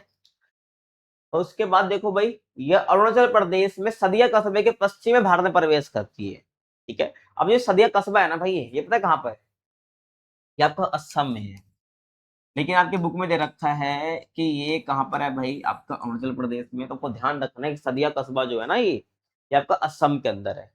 ये सही बिल्कुल बोला है कि सदिया कस्बे के पश्चिम में, सदिया कस्बे के पश्चिम में जो है ना, आपको बहुत सारी नदियां देखने को मिलती है। जो ये जिसको मैं सिसंग या दिसंग नदी बोल रहा हूँ, उसके बाद ये ब्रह्मपुत्र बनते जब, क्योंकि जो असम है वहां पर जो सदिया कस्बा है उसके पश्चिम में जब बहुत सारी सहायक नदियां मिलेंगी, तब इसको ब्रह्मपुत्र बोला जाता है, ठीक है, इसमें कोई डाउट नहीं है। लेकिन यहाँ पर असम होना चाहिए था, ठीक है। असम के पश्चिम सदिया सदिया कस्बे के पश्चिम में जो है ये, इसको ब्रह्म, जब यह सहायक नदी मिलती है तब इसको क्या है, ब्रह्मपुत्र बोला जाता है। मैं आपको दिखा भी देता हूँ, ये देखिए, यहाँ से एंटर कर अरुणाचल प्रदेश में, क्योंकि असम तो आपका यहाँ पर है, देखो पूरा असम है ये पूरा जो है असम है आपका, ये ध्यान रखना है। ये जो असम है ना, यहाँ पूरा जो ये असम है, और यहाँ पर है आपका सदिया, ये क्या है, बिल्कुल कोने पे सदिया यहाँ पर है, ठीक है। अब सदिया है, तो सदिया के पश्चिम की बात हो रही, देखो सदिया के पश्चिम में, तो जब ये एंटर कर रही है भारत के अंदर अरुणाचल प्रदेश से, तो इसको दिहांग बोला जा रहा है। क्या बोला जा रहा है भाई, दिहांग नदी बोला जा रहा है। और जब ये असम में प्रवेश करती है ना भाई, असम में प्रवेश करती है, तो उसके अंदर देखो कितनी सारी सहायक नदियां मिलती है, ध्यान से देखो भाई। तो यहाँ से मिलती दिबांग नदी, दिबांग नदी आ रही है, ये मिल रही है ब्रह्मपुत्र, इसी में दिहांग नदी मिल रही है, कहां पर, सदिया कस्बे के पश्चिम में मिल रही है, सदिया कस्बा के पश्चिम में मिल रही है। उसके बाद से जो है इसको बोला जाता है ब्रह्मपुत्र नदी। बाकी आप देखो यहाँ से ध्यान से, आपको थोड़ा जूम आउट में दिखेगा चीजें। तो यहाँ से ये एंटर करिए भाई, है ना। तो यहाँ पर आपको क्या देखने को मिलेगा, दिबांग नदी, लोहित नदी यहाँ पर आपको देखने को मिल जाएगी। उसके बाद आपको शुभनसरी नदी भी देखने को मिल जाती है, फिर धनसरी भी इसको आपको इस ब्रह्मपुत्र नदी में मिलती हुई दिख जाती है। आगे हम आगे बात करेंगे जैसे जैसे बोला जाता है। देखो, तो भारत में प्रवेश करने के बाद इसके बाएं तट पर दो प्रमुख नदियां मिलती है, तो दिबांग नदी जो दिखा दी मैंने आपको, और लोहित नदी। क्या मिलती है, दिबांग नदी और लोहित नदी हमको देखने को मिलती है। मैं आपको इसको रेज करता हूँ, ठीक है। एक तो दिबांग नदी, ये पूरी बह रही है, और दूसरी है लोहित नदी, ये क्या, लोहित नदी। ये दोनों आपस में देखो, दिबांग नदी और जो लोहित नदी आपस में मिली, आपस में मिलने के बाद इकट्ठी जो है दिबांग नदी में ब्रह्मपुत्र नदी में मिल जा रही है, यूं कह लीजिए कि दिहांग नदी में मिल जा रही है। उसके बाद जो है जब लोहित और दिबांग नदी इसमें मिल जाती है ब्रह्मपुत्र में, दिहांग नदी में, तब जाके जो इसको ब्रह्मपुत्र बोला जाता है। फिर इसके बाद जो आगे जो है और बहुत सारी जो है हमें सहायक नदियां हमें देखने को मिलती है, समझ आ गया आपको। और इन दोनों के मिलने के बाद ही से ब्रह्मपुत्र नदी बोला जाता है, ठीक है। जब आपको लोहित और दिबांग नदी मिल जाती है, ठीक है, जिसको सिकांग भी बोला जाता है। असम में यात्रा देखो भाई, तो ब्रह्मपुत्र असम की घाटी में लगभग 750 किलोमीटर का मार्ग तय करती है। बता दी, जो असम वाला इलाका पूरा 750 किलोमीटर का मार्ग तय करेगी, और इसमें कई सहायक नदियां आकर मिल जाती है। अगर मैं बात करूं तो आपको बूढ़ी दिहिंग देखने को मिल जाएगी, धनसिरी देखने को मिल जाएगी, और दाएं तट की बात करूं तो सुबनसिरी, कामेग, मानस और संकोश, ये कुछ नदियां हैं आपको देखने को मिल जाएगी। ठीक है, आप देखोगे, ये देखिए ठीक है, यहाँ पर तो फिर सारी नहीं दिखा रखी है इस वाले मैप में, आप इस वाले मैप में देखोगे आपको सब दिखाने को मिल जाएगी। मैं आपको सब बता देता हूँ, आप ध्यान से बस देख जाना, बहुत सारी नदी यहाँ पर मिल जाती है। ये बूढ़ी दिहिंग देखो मिल गई, है ना। यहाँ से आपको दिसांग नदी देखने को मिल जाएगी, और यहाँ से देखोगे आप सुबनश्री आपको यहाँ पर ब्रह्मपुत्र में देखने को मिल जाएगी, कामेक देखने को मिल जाएगी, समझ रहे हो आप। और धनसिरी देखो, ये धनसिरी ये पूरी जो है यहाँ से आपको देखने को मिल जाएगी, यहाँ ब्रह्मपुत्र नदी में मिल गई। और आगे आप चलोगे थोड़ा सा तो यहाँ पर आपको मानस नदी देखने को मिल जाएगी, संकोश नदी जो है आपको देखने को मिल जाती है आगे ब्रह्मपुत्र में। ठीक है, क्योंकि ब्रह्मपुत्र बाद में बांग्लादेश में भी गिर जाती है, तो ये आपको जो है यहाँ पर ब्रह्मपुत्र में आपको संकोश देखने को मिलेगी, मानस ये रही, है ना, कामेग यहाँ पर है, असम में देखने को मिल रही है। तो ब्रह्मपुत्र नदी देखो पूरी चल रही है। मैं अगर दिखाना चाहूँ, ये पूरी ब्रह्मपुत्र नदी है, ये जो मैं चला रहा हूँ पूरी ये, ठीक है। तो बाद में ही गंगा नदी मिल जाती है, जो ब्रह्मपुत्र नदी है बाद में गंगा नदी में मिल जाती है। गंगा नदी की कौन सी धारा से मिलती है? गंगा नदी की वो धारा जो कि बांग्लादेश में पद्मा के नाम से जानी जाती है, उसमें जो है ये मिल जाती है। और ब्रह्मपुत्र नदी को जो है हम बांग्लादेश के अंदर जमुना के नाम से जानते हैं। किसके नाम से जानते हैं? जमुना के नाम से जानते हैं। समझ आ गया आपको मैं क्या कहना चाह रहा हूँ? ये ध्यान रखना है भाई, इस आपको मैंने बता ही दिया है कि कौन कौन सी जो नदियां हैं इससे मिलती है। बूढ़ी दिहिंग, धनसिरी मैंने आपको बता दी, सुबनसिरी, कामेग, मानस, संकोश मैंने आपको दिखा दी है। आगे चले, बांग्लादेश में प्रवेश और अंत, तो बांग्लादेश में इसको बता दी जमुना कहते हैं। और बाकी आगे देखो भाई, एक और संगम हमें देखने को मिलता है जो कि तिस्ता नदी का है। तो तिस्ता नदी इसके दाहिने किनारे पर जमुना से मिलती है, जो कि बांग्लादेश में जब आ गई तो बांग्लादेश में इसको जमुना बोला जा रहा है, ब्रह्मपुत्र नदी को। तो ब्रह्मपुत्र में जो ब्रह्मपुत्र नदी को जमुना बोला जा रहा है, तो उसी में क्या तिस्ता नदी भी मिल जाती है। आप देखो यहाँ पर, ये देखिए आप, ठीक है, मैं इसको इरेज करता हूँ। तो ये ब्रह्मपुत्र नदी आ रही है, अब इसको जमुना बोलेंगे भाई, है ना। अब देखोगे यहाँ पर जो तिस्ता नदी है, देखो ये रही, ये क्या तिस्ता नदी है, ये आकर जो है इसमें जमुना में मिल जाती है बांग्लादेश के अंदर आकर, जो कि अंतिम संगम है। उसके बाद जो है ये जमुना नदी जो है पद्मा में मिल जाती है, ये समझ रहे हो आप। और फिर जो है अपना बंगाल की खाड़ी में जो है भाई जल विसर्जित कर देती है। ठीक है, समझ गए, ये हो गया। अब ब्रह्मपुत्र की ना प्रमुख समस्या भी हमको पता होनी चाहिए, जो कि ब्रह्मपुत्र नदी की वजह से देखने को मिलती है। देखो जैसे कि बाढ़ का कारण बनते हैं कई बार, मार्ग परिवर्तन, अगर नदी का रास्ता बदल जाता है तो बहुत ज्यादा दिक्कत होने लग जाती है हमें। असम के अंदर भी देखने को मिल जाती है, और भी इलाके से जहां से गुजरते हैं अगर मार्ग परिवर्तन इसका हो जाता है, ताकि जिस रास्ते से गुजरते हैं वहां का अपरदन भी करती है, मतलब नदी के किनारे जो है वहां पे कटाव करती है ना, क्योंकि पूरा जिस जगह से नदी जाएगी तो उस क्षेत्र को उधेड़ते हुए जाती है, उखाड़ते हुए जाती है, तो हमें अपरदन भी देखने को मिलता है।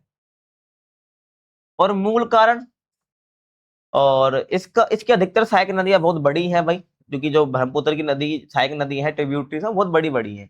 इनके जल ग्रहण क्षेत्रों में भारी वर्षा होती है, मतलब कि जहां से ये गुजरती है ना, तो जल ग्रहण जहां से गुजरती है और जहां से इनमें पानी आता है ब्रह्मपुत्र नदी में, तो वहां पे बहुत ज्यादा भारी वर्षा होती है, इससे ब्रह्मपुत्र नदी का बहाव भी बहुत तेज होता है। इससे क्या नदी में अत्यधिक अवसाद बहकर आ जाता है, जो नदी के तल को ऊपर उठाता है और बाढ़ तथा मार्ग परिवर्तन को बढ़ावा देता है। ठीक है, अब क्या है ना, जैसे कि भाई बहुत ज्यादा बारिश होती है तो उसका भाव भी तेज रहता है, तो गाद भी अपने साथ ये नदी लेकर आती है, तो रास्ते में गाद छोड़ भी जाती है, जिस वजह से रास्ता ब्लॉक भी कई बार देखने को मिलता है, तो बाढ़ आने का कारण भी बन जाता है। ठीक है, ये ध्यान रखा है, गाद लाते जाएगी, गाद जो एक जगह पे इकट्ठी होते रहेगी, तो एक जगह पानी का स्तर भी बढ़ता चले जाएगा और एक टाइम ऐसा का भी बाढ़ आ जाएगी। ठीक है, ये ध्यान रखना है। अब आगे हम बात करते हैं प्रायद्वीपीय अपवाह तंत्र की। तो हमने नॉर्थ इंडिया का जो अपवाह तंत्र है, जिसको आप हिमालय अपवाह तंत्र भी कह रहे हैं, उसकी बात तो हम कर चुके हैं। ठीक है, अब प्रायद्वीपीय अपवाह तंत्र की बात कर रहे हैं। तो प्रायद्वीपीय अपवाह तंत्र जो है ना, हिमालय अपवाह तंत्र से पुराना है, नो डाउट, पता है अपने को, है ना, सबको पता भी होना चाहिए कि जो प्रायद्वीपीय अपवाह तंत्र है ये पुराना अपवाह तंत्र है हिमालय अपवाह तंत्र से, क्योंकि प्रायद्वीप वाला जो हिस्सा है वो तो जो टकराया था अपने यूरेशियन प्लेट से, मैंने आपको पिछले चैप्टर में बताया था ना, तब जाके अपना हिमालय बना है। तो हिमालय अपवाह तंत्र भी नया ही होगा, कोई इसमें नई बात तो है नहीं। प्रमाण क्या है? ये बात नदियों की प्रौढ़ अवस्था और उनकी घाटियों के चौड़ा व उथला होने से साबित हो जाता है कि हाँ, कि भाई प्रायद्वीपीय अपवाह तंत्र पुराना है। इसका प्रमाण क्या है? अगर हम बात करते हैं हिमालय अपवाह तंत्र की, तो उनकी जो नदी घाटियां है ना वो बहुत गहरी है, लेकिन जब हम बात करते हैं प्रायद्वीपीय अपवाह तंत्र की, तो उनकी घाटियां कैसी है? बहुत चौड़ी है, मतलब बहुत टाइम से उसमें नदियां बह रही है, तो उनका जो घाट है बहुत चौड़ी हो चुकी है और उथली हो चुकी है, मतलब कम गहरी है। और नदियों की प्रकृति की बात करूं तो भाई ये नदियां एक सुनिश्चित मार्ग पर चलती है, बल्कि जो और हिमालय उपमहाद्वीप की जो नदियां हैं वो सुनिश्चित मार्ग पर, यानी एक फिक्स उनका रास्ता नहीं है, बल्कि अपना रास्ता कई बार बदल भी देती है, लेकिन इनका एक फिक्स मार्ग है। ये जो नदी है विसर्प नहीं बनाती है। विसर्प समझते हो, कुछ ऐसा आकृति ये नहीं बनाती है, सिंपल से अपना ये रास्ता कवर करती है इस प्रकार से, ठीक है। और ये 12 मासी भी नहीं है, बारिश आएगी तो ही इनमें पानी रहेगा, अदरवाइज ये सूख जाती है, ठीक है। यानी इनमें साल भर पानी नहीं रहता है।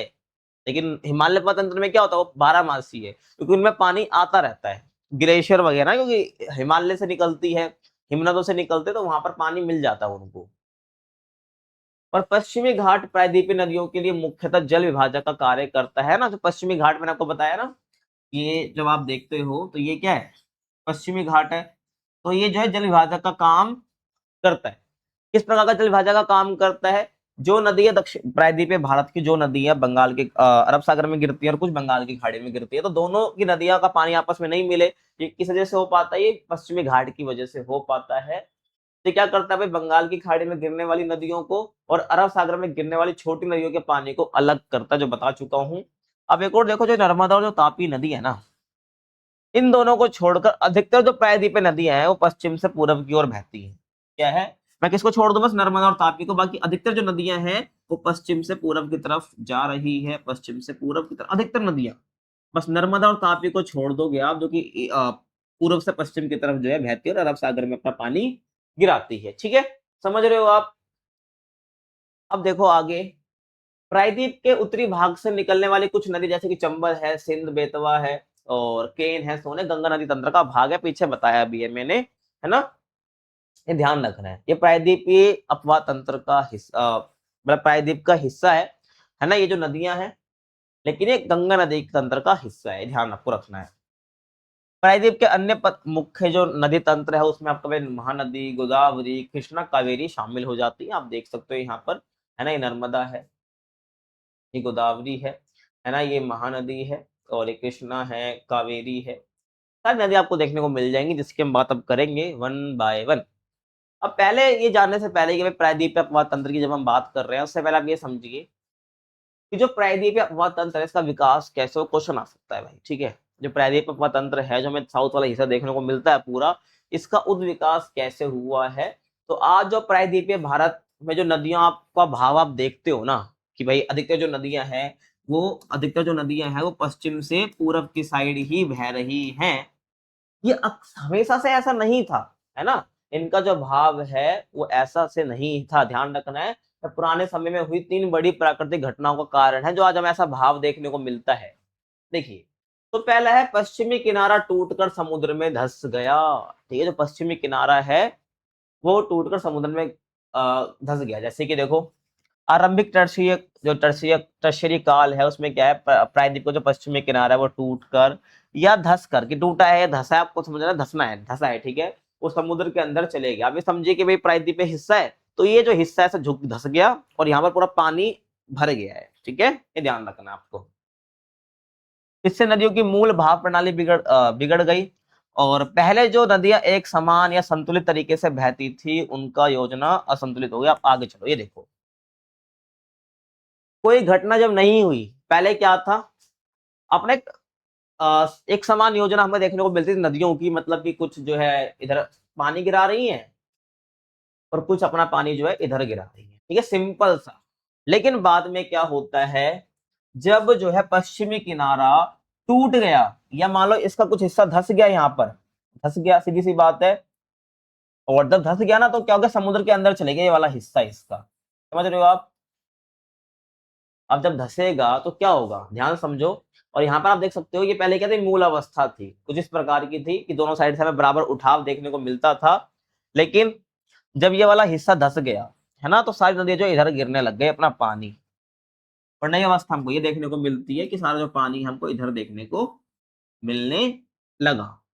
ठीक है भाई, कहने का मतलब ये है कि भाई जब धस गया ना एक हिस्सा है, ये अलग हो गया, तो सारी नदियां जो का रास्ता जो है हमें बदलता हुआ देखने को मिला, पूर्व की साइड जो नदियां गिरने लग गई। दूसरा चरण ये माना जाता है कि उत्तरी भाग धसा और भ्रंश घाटियां बनी। जो उत्तरी भाग है ना वो धस गया और घाटियां बन गई। जैसे कि आप देखो कि हिमालय के ऊपर उठने की प्रक्रिया के दौरान क्या होता है कि जो प्रायद्वीपीय खंड है वो नीचे धस गया भाई। सही बात है ना, जब यूरेशियन प्लेट से टकराया हमारा प्रायद्वीपीय हिस्सा जो कि इंडियन प्लेट का हिस्सा हमारा प्रायद्वीपीय भाग, जब वो टकराया किससे, यूरेशियन प्लेट से, तो यूरेशियन प्लेट के नीचे धसा वो, तभी तो हिमालय बने। तो इस वजह से क्या हुआ भाई, जमीन में बड़ी बड़ी दरारें पड़ गई जिसे भ्रंश द्रोणियां कहते हैं। और ये भ्रंश घाटी है ना, जैसे कि देखो आप ये देखोगे तो ये जो उत्तरी हिस्सा है ये थोड़ा धसा हुआ हिस्सा है और थोड़ा ऊपर वाला हिस्सा थोड़ा उठा हुआ हिस्सा है।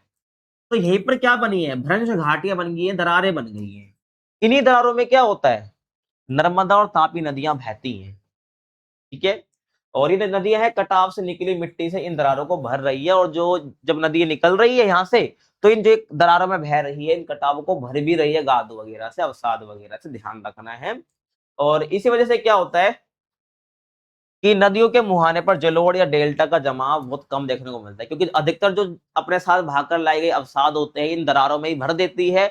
जब ये गिर रही होती है अरब सागर में तो वहां पर डेल्टा नहीं बना रही होती है, ठीक है ना। ये और डेल्टा क्या होता है बता चुका हूं मैं आपको, आप देख सकते हो यही है।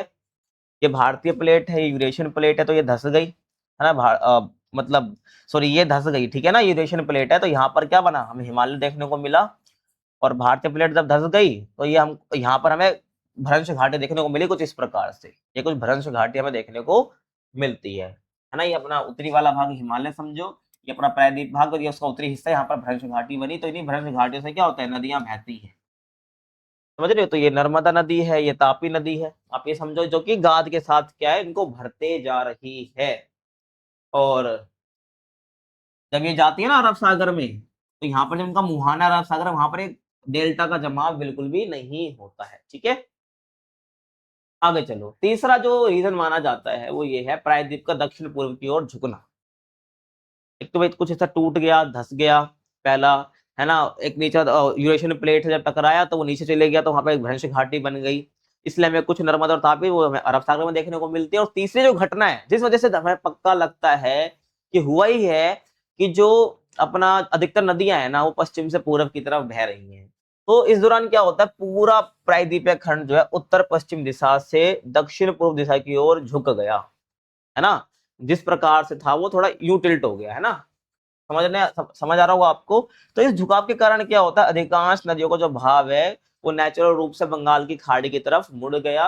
यही कारण है कि अधिकतर प्रायद्वीपीय नदियां पूर्व की ओर बहती हैं। ठीक है, इसको भी आप देख सकते हो, नॉर्मल भाव था कि नॉर्मल भाव था कि हर जगह भाई नदियां जा रही है, बिल्कुल बैलेंस था। लेकिन हमको थोड़ा सा टिल्ट होता हुआ देखने को मिलता है, जो कि दक्षिण पूर्व की तरफ जो है हमें थोड़ा झुकाव देखने को मिलता है कुछ इस प्रकार से, आप देख सकते हो, है ना। और इस वजह से क्या अधिकतर जो नदियां हैं उनका पानी जो है हमें यहाँ देखने को मिलता है, जैसे वो महानदी है, गोदावरी है, कृष्णा है, कावेरी है, उनका भाव हमें देखने को मिलता है बंगाल की खाड़ी में। ठीक है, और क्योंकि ये वाला हिस्सा है ये थोड़ा ऊंचा वाला भाग, आपको पता है ऊंचा हो चुका है तो अधिकतर नदियां भाई ऊंचाई से नीचे की तरफ जाती है, तो इसलिए क्या नीचे की तरफ जा रहा है भाव। ठीक है, ये आपको ध्यान रखना है। समझ आ गया भाई, कहाँ थे भाई हम, 2 मिनट रुको।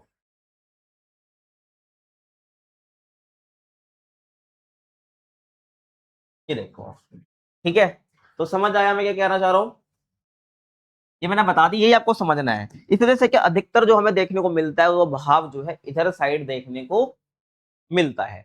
अब हम बात करेंगे प्रायद्वीपीय नदी तंत्र की, तो ध्यान समझने की कोशिश करना। तो पहला है महानदी, क्या, महानदी। तो जब मैं महानदी की बात करता हूँ तो छत्तीसगढ़ के रायपुर जिले में सिहावा के निकट से निकलती है और ओडिशा से बहती हुई अपना जल बंगाल की खाड़ी में विसर्जित कर देती है। तो ये महानदी देखो यहाँ से निकलती है ना, ये महानदी निकल रही है यहाँ से, फिर उड़ीसा में भी बह रही है। और जो है ना यहाँ पर आपको चिल्का लेक भी देखने को मिलती है, जो कि खारे पानी की झील है। क्या है, खारे पानी की झील है,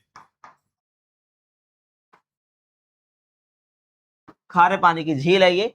तो कहाँ से निकल रही है बता चुका हूँ, छत्तीसगढ़ का जो रायपुर जिला है वहां से जो है आपको ये देखने को मिलती है। ठीक है, जो ये रायपुर जिला है वहां से, वहां पे जो सिहावा है वहां से निकलते हैं, यहाँ से देख लिया ना आपने, यहाँ से निकल रही है। उसके और भी सहायक नदी इसमें मिल जाती है, आप देखो जैसे कि आपको शिवनाथ हो गया, हसदे हो गया, मांड हो गया, और नीचे से देखोगे तो जोंक नदी, ओंग, तो ये सब जो इसके सहायक नदी है महानदी की, ठीक है, जो इसमें मिल जाती है। ये नदी 851 किलोमीटर लंबी है और इसका जल ग्रहण क्षेत्र लगभग 1.42 लाख वर्ग किलोमीटर है। इस नदी के अपवाद द्रोणी का 53% भाग ये मध्य प्रदेश में बहता है और छत्तीसगढ़ में जो देखो अब मध्य प्रदेश और छत्तीसगढ़ में 53% और 47% भाग जो ओडिशा राज्य में ये विस्तृत है ना। जो कलेक्टिवली है जो 53% है ये आपको मध्य प्रदेश और छत्तीसगढ़ में देखने को मिलता है। बाकी 47% जो ओडिशा राज्य में आपको देखने को मिलता है। ठीक है, ये वाला रीजन आपको ध्यान रखना। ये हो गया अपना मध्य प्रदेश और जो अपना क्या कहते हैं मध्य प्रदेश वाला इलाका, ये मध्य प्रदेश वाला इलाका, छत्तीसगढ़ वाला इलाका, बाकी ओडिशा वाला इलाका है। ठीक है, समझ आ गया आपको। अब चलो आगे गोदावरी की बात करूं तो ये सबसे बड़ा प्रायद्वीपीय नदी तंत्र है और इसे दक्षिण की गंगा बोला जाता है। जैसे उत्तर में गंगा है हमारी, है ना, ऐसे दक्षिण भारतीय गंगा किसको बोला जाता है? गोदावरी को बोला जाता है। अब इसका उद्गम कहाँ से है? महाराष्ट्र में नासिक जिले से है। महाराष्ट्र में नासिक जिले से है। तो ये देखोगे यहाँ पर ये महाराष्ट्र वाला ही रीजन तो है ये। तो यहाँ पर क्या है? नासिक जिला है। यहीं आपको नासिक से निकलती हुई देखने को मिलेगी गोदावरी नदी। अब देखो यहाँ पर बंगाल की खाड़ी में जल विसर्जित करती बता दिया हूँ। लंबाई कितनी है? 1465 किलोमीटर ये लंबी है। और जल ग्रहण क्षेत्र कितना है? मतलब जहां जहां से सहायक नदियों से पानी इकट्ठा करती है, अपना भी पानी इकट्ठा करती है कहीं से, जो क्या दिखता है ये बारिश पर निर्भर है। तो लगभग 3.13 लाख वर्ग किलोमीटर जो इनका जल ग्रहण क्षेत्र है। इतने क्षेत्र तक ये बहती है, मतलब पानी इकट्ठा होता है यहाँ से। और राज्य विस्तार की बात करूं तो जल ग्रहण क्षेत्र का 49% महाराष्ट्र में है और 20% मध्य प्रदेश में है, छत्तीसगढ़ में, और शेष आंध्र प्रदेश में पड़ता है हमें। ठीक है, ये कुछ जगह है जहां पर हमको देखने को मिलता है इसका जल ग्रहण क्षेत्र। और मुख्य सहायक नदियों की बात करूं तो पेनगंगा, इंद्रावती, प्राणहिता, मंजरा, ये क्या है? इसकी मुख्य सहायक नदियां हैं। ठीक है, आप देख भी सकते हो गोदावरी नदी है, पूरी यहाँ से बहती है और जब लास्ट में गिरती है ना ये, तो ये भी कुछ धाराओं में बंटती है। देखो इस प्रकार से फिर अपना पानी जो बंगाल की खाड़ी में गिराती है। एक उसकी सहायक नदी आपको नाम याद होनी चाहिए। विशेषता की बात करूं तो पोलावरम के दक्षिण में एक सुदृश्य प्रपात बनाते वाटरफॉल बनाती है। अब जो ये पोलावरम है कहां पर है? ये आपका आंध्र प्रदेश के अंदर है। कहां पर है? आंध्र प्रदेश के अंदर है। ठीक है, आंध्र प्रदेश के अंदर आपको देखने को मिलेगा। और डेल्टाई मार्ग में नौ संचालन संभव है। तो जहां पर डेल्टा बनाता है गोदावरी नदी बनाती है। देखो यहाँ पर डेल्टा बना रही है ना। तो यहाँ पर जो है यहाँ पे नौ संचालन संभव है, यानी कि यहाँ पर मिट्टी जमा होगी तो नौ संचालन नहीं कर सकते। लेकिन यहाँ पर डेल्टा जो मार्ग है जहाँ पर डेल्टा बना रही है वहां पर नौ संचालन पॉसिबल है। और राजमुंदरी के बाद कई धाराओं में बटकर एक वृत्त डेल्टा बनाती है। बता तो दिया मैंने आपको ये। हाँ, तो यहीं पर ये राजमुंदरी, देखो ये राजमुंदरी, वैसे राजमुंदरी यहाँ पर, ठीक है ना, ये राजमुंदरी ये रहा। तो यहीं पर जो है डेल्टा बना रही है। यहीं पर जो है डेल्टा, देखो मैं कहता हूँ यहाँ पर डार्क कर दिया, यहीं पर डेल्टा बन रहा है। राजमुंदरी ये रहा, तो राजमुंदरी के पास ही है, ये ध्यान रखना है आपको भाई। अब कृष्णा रिवर की बात कर लेता हूं मैं। तो देखो भाई कृष्णा रिवर कहाँ है? ये पूरी आपको जो है आप डार्क ब्लू वाली देख रहे हो, ये क्या कृष्णा नदी है आपकी। ठीक है, तो पूर्व दिशा में बहने वाली दूसरी सबसे बड़ी प्रायद्वीपीय नदी है। पहली गोदावरी है, दूसरी ये है। तो सह्याद्री में महाबलेश्वर के निकट से निकलती है। तो महाराष्ट्र में जो पश्चिमी घाट है ना उसको मैं सह्याद्री हम बोलते हैं। तो वहीं से जो है कहाँ से निकलती है? महाबलेश्वर के पास से निकलती है और फिर आगे जो है अपना ये भी पानी जो बंगाल की खाड़ी में गिरा देती है। और लंबाई की बात करूं तो 1401 किलोमीटर है। तुंगभद्रा और जो भीमा नदी है, ये कृष्णा नदी की जो है प्रमुख सहायक नदियां हैं। आप देख भी सकते हो जैसे कि और भी बहुत सारी हैं। ये भीमा, भीमा में भी एक नदी आके मिल जाती है। आगे जाओगे तो आपको मूसी नदी भी देखने को मिल जाएगी, घट प्रभा, मल प्रभा, और ये तुंगभद्रा जो रिवर है ये पूरी, है ना, ये जो कृष्णा नदी में आके मिल जाती है। फिर उसके बाद ये बंगाली खाड़ी में अपना पानी गिरा देते हैं। और राज्य विस्तार की बात करूं तो 27% महाराष्ट्र में, 44% कर्नाटक में और 29% जो आंध्र प्रदेश और तेलंगाना में पड़ता है। मतलब जहां से ये बहती है वहीं से तुम्हारा पानी इकट्ठा भी कर रही है ये। जल ग्रहण क्षेत्र जो है लगभग पूरा कितना कितना परसेंट कहाँ कहाँ से मैंने आपको बता दिया है। ठीक है, याद रखना। अब आगे चलो भाई, मैं कावेरी नदी की बात करूं तो कर्नाटक के कोगाडू जिले में ब्रह्मगिरी पहाड़ियों से निकलती है। लगभग 1341 मीटर से ये ऊंचाई से निकलती है। तो देखो भाई अगर मैं बात करूं कावेरी की तो यहीं पर ही क्या है भाई, कोगाडू जिले में आपको ब्रह्मगिरी पहाड़ी देखने को मिलेगी वहीं से। और ये भी क्या है? पश्चिमी घाट की पहाड़ी है ब्रह्मगिरी। तो वहीं से आपको देखने को मिलती है। लंबाई 800 किलोमीटर है और अपवाही क्षेत्र की बात करो तो 81,155 वर्ग किलोमीटर आपको देखने को मिलता है कि जिन रास्तों से बह रही है ना, तो लगभग इतना किलोमीटर क्षेत्र ये कवर कर रही है। और महत्वपूर्ण सहायक नदी की बात करो तो काबिनी है, भवानी है, अमरावती है। बाकी आप देखिए यहाँ पर तो कबानी है ना, हेमवती भी देखने को मिलेगी, शिमशा देखने को मिलेगी, भवानी येरा, नोएल येरी और अमरावती, ये सब जो है कावेरी की सहायक नदी है। फिर बाद में जो है ये भी क्या बनाती है, यहाँ पर डेल्टा बनाएगी लास्ट में बंगाली खाड़ी में गिरने से पहले। और बताया ना मैंने, ये जो नदियां ये डेल्टा बनाती है, जैसे जो पूर्वी घाट की जो पहाड़ियां हैं उनमें हमें रास्ता बनता हुआ देखने को मिलता है, इसलिए उनकी जो पहाड़ियां हैं वो लगातार नहीं है, तो यहाँ पे डेल्टा बना रही है। उसके बाद फिर बंगाली खाड़ी में गिरती है ये। राज्य विस्तार की बात करूं, द्रोणी का 3% केरल में देखने को मिलता है, 41% कर्नाटक में और 56% हमको तमिलनाडु में देखने को मिलता है इसका जलग्रहण क्षेत्र। विशेषता की बात करूं तो ये प्रायद्वीप की अन्य नदियों की अपेक्षा सारा साल बहती है भाई।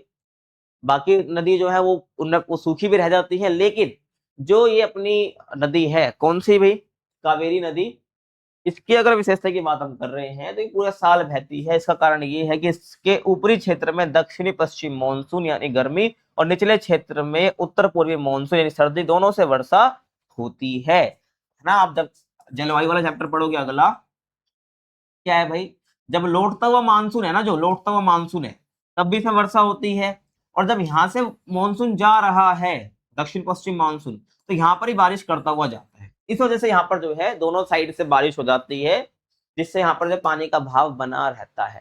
ठीक है, समझ रहे हो आप। अब नर्मदा की बात करूं तो नर्मदा नदी जो है अमरकंटक पठार के पश्चिमी पार्श्व से 1057 मीटर की ऊंचाई से निकलती है। ठीक है, नर्मदा नदी, ये आप देखो ये क्या नर्मदा नदी है अपनी, जो कहां से निकल रही है भाई, अमरकंटक से निकल रही है। ये देखो यहां से निकल रही है, ठीक है, ये अमरकंटक से निकल रही है पूरी अपनी, समझ रहे हो आप। तो अमरकंटक से निकल रही है और ऊंचाई मैंने आपको बताई दी है, इतनी ऊंचाई से निकलती है। सतपुड़ा और विंध्याचल श्रेणियों के मध्य भ्रंश घाटी में ये बहती है। आप देखोगे कि ये जो है ना, यहाँ पे आपको देखने को मिलेगी क्या, ये आपको सतपुड़ा है, ये विंध्याचल है, तो यही, और यहाँ पर अमरकंटक पठार है मध्य प्रदेश में ही, तो यहाँ उसके पश्चिम से निकलती है। ये मान लो अमरकंटक पठार है तो उसके पश्चिम से निकलती है और भ्रंश घाटी में बहती है, रिफ्ट वैली में बहती है। और भड़ोच के दक्षिण में अरब सागर में ये मिल जाती है। और लंबाई इसकी 1312 किलोमीटर है, लगभग 27 किलोमीटर लंबा ज्वारनदमुख ये बनाते, लगभग डेल्टा जैसा जो है स्ट्रक्चर यहाँ पर हमें देखने को मिलता है। ठीक है, किसमें, जब ये गिरती है, पहले गिरने से पहले जो यहाँ पर क्या बनाती है, 27 किलोमीटर लंबा ज्वारनदमुख यानी एस्चुरी बनाती है अरब सागर में गिरने से पहले। समझ रहे हो आप मैं क्या कहना चाह रहा हूँ। और जबलपुर के निकट जो धुआंधार जलप्रपात बनाती है भाई नर्मदा नदी, तो ये जबलपुर याद रखना, वहां पर धुआंधार जलप्रपात है। और सरदार सरोवर परियोजना इसी नदी पर हमें देखने को मिलती है। ठीक है, बाकी इसका पूरा भाव है, ये ध्यान रखना, नर्मदा नदी पूरी यहाँ से जो है बह रही है, फिर जो है गिरा दे रही है अपना पानी। ठीक है, कहाँ पर, अरब सागर के अंदर। समझ आ गया आपको। बाकी मैंने आपको बताया सरदार सरोवर परियोजना, ये देखो कहां पर है ये सरदार सरोवर परियोजना, यहाँ पर बना रखे है इसी पर। समझ गए। अब चलते देखो आगे हम बात करते हैं तापी नदी की। तो पश्चिम दिशा में बहने वाली महत्वपूर्ण नदी है, जो कि नर्मदा नदी की तरह भ्रंश घाटी में बहती। भ्रंश घाटी क्या होती है पीछे हम डिस्कस कर ही चुके हैं। तापी देखो ये नर्मदा नदी है, बता दिया मैंने, ये अमरकंटक पठार के पश्चिम से निकल रही है। बाकी तापी यहाँ रही, ये रही, ये भ्रंश घाटी में बहती है। और मध्य प्रदेश में जो बैतूल जिला है, क्या बोला मैंने कि मध्य प्रदेश में जो बैतूल जिला है वहां पर मुल्ताई से ये निकलती, तो मैं यूं कहूँ कि यहीं पर क्या मुल्ताई है, तो यहीं से ये निकल रही है, लगभग 724 किलोमीटर लंबी है और लगभग 65,145 वर्ग किलोमीटर का क्षेत्र ये अपवाहित करती है। और किस किस राज्य से होकर गुजर रही है ये, 79% महाराष्ट्र में और 59% 15% मध्य प्रदेश में और 6% गुजरात में हमें देखने को मिलता है। किसका, तापी नदी का। ठीक है, ये ध्यान रखना है आपको। अब लूनी नदी भी आप देख लो एक बार, कहाँ है लूनी नदी, ये है, ये वो नदी है जो कि गायब हो जाती है ना। ये नदी में अरब सागर में गिरने से पहले जो है ये गायब हो जाती है, क्योंकि इतना पानी इसमें नहीं रहता है। देखो भाई, तो अरावली के पश्चिम में जो है राजस्थान का सबसे बड़ा नदी तंत्र हमें देखने को मिलता है, लूनी नदी वाला। ठीक है, कहाँ है भाई, ये लूनी है ना, तो यहीं पर आपको क्या देखने को मिलेगा, आपको अरावली पहाड़ी देखने को मिलेगी, पिछले चैप्टर में डिस्कस करी थी हमने ये। तो यहाँ से निकलता है तो पुष्कर के समीप दो धाराओं में बढ़ जाती है, सरस्वती और सागरमती, ठीक है। इसके रूप में जो है उत्पन्न होती है ये जो लूनी नदी है, और जो गोविंदगढ़ के निकट मिलती है, और यहाँ से ये नदी अरावली पहाड़ियों से निकलती है और लूनी कहलाती है। तो जब ये अरावली पहाड़ियों से निकलेगी इन दो धाराओं में मिलने के बाद, क्योंकि गोविंदगढ़ मिलती है गोविंदगढ़ में, ये राजस्थान में ही, तो उसके बाद जब अरावली पहाड़ी से दोनों मिलने के बाद निकलती है तो उसको लूनी बोला जाता है। और दक्षिण पश्चिम दिशा में बहते हुए कच्छ के रण में जा मिलती है। कच्छ का रण कहाँ पर है? ये गुजरात में है ना। आपको दिखाना चाहूँ यहीं पर, वो कच्छ का रण भी आपको देखने को मिलता है। तो जब यहाँ से बहती है तो यहाँ पर गायब भी हो जाती है। देखो भाई यहीं पे चले, और ये संपूर्ण नदी तंत्र अल्पकालिक का मतलब ये नहीं आपको देखने को मिलेगा, ये गायब भी हो जाता है। समझ आ गया। अब हम बात करते हैं नदी जल उपयोग की सीमा। तो समझना ध्यान से। तो भारत की जो नदियां विशाल मात्रा में जल वहन करती है आपको पता है, लेकिन इसका जो वितरण है ना, वितरण समय स्थान के अनुसार समान नहीं है। मतलब कि ये जो नदियां है ना, आपको हर जगह समान रूप से पानी नहीं देती है। नॉर्थ में तो बहुत ज्यादा पानी देखने को मिलता है, लेकिन दक्षिण भारत में वही पानी की कमी भी देखने को मिल जाती है, क्योंकि जो है वितरण का समय और स्थान दोनों अलग अलग है। इसी को बोलते हैं नदी उपयोग की, नदी जल उपयोग की सीमा, है ना। जैसे कि देखो नदियों के प्रकार हमें पता है, 12 मासी नदियां हैं, अनित्यवाही नदियां हैं। इनमें जो जल रहता है वो वर्ष भर रहता है, और जो प्रायद्वीपीय नदियां हैं वो शुष्क ऋतु में जल बहुत कम हो जाता है तो सूख ही जाती हैं। शुष्क ऋतु समझते हो ना, जब सूखा पड़ जाता है। और वर्षा ऋतु में अधिकांश जल जो है बाढ़ में व्यर्थ होकर समुद्र में चला जाता है। जैसे कि हमारा जो नॉर्थ ईस्ट वाला इलाका है, बिहार वाला इलाका है, वहां पर बाढ़ भी आ जाती है कई बार, है ना। तो क्योंकि वहां पर इतना ज्यादा पानी बह जाता है, और अधिकांश जो पानी है वर्षा ऋतु के अंदर वो व्यर्थ होकर समुद्र में चला जाता है।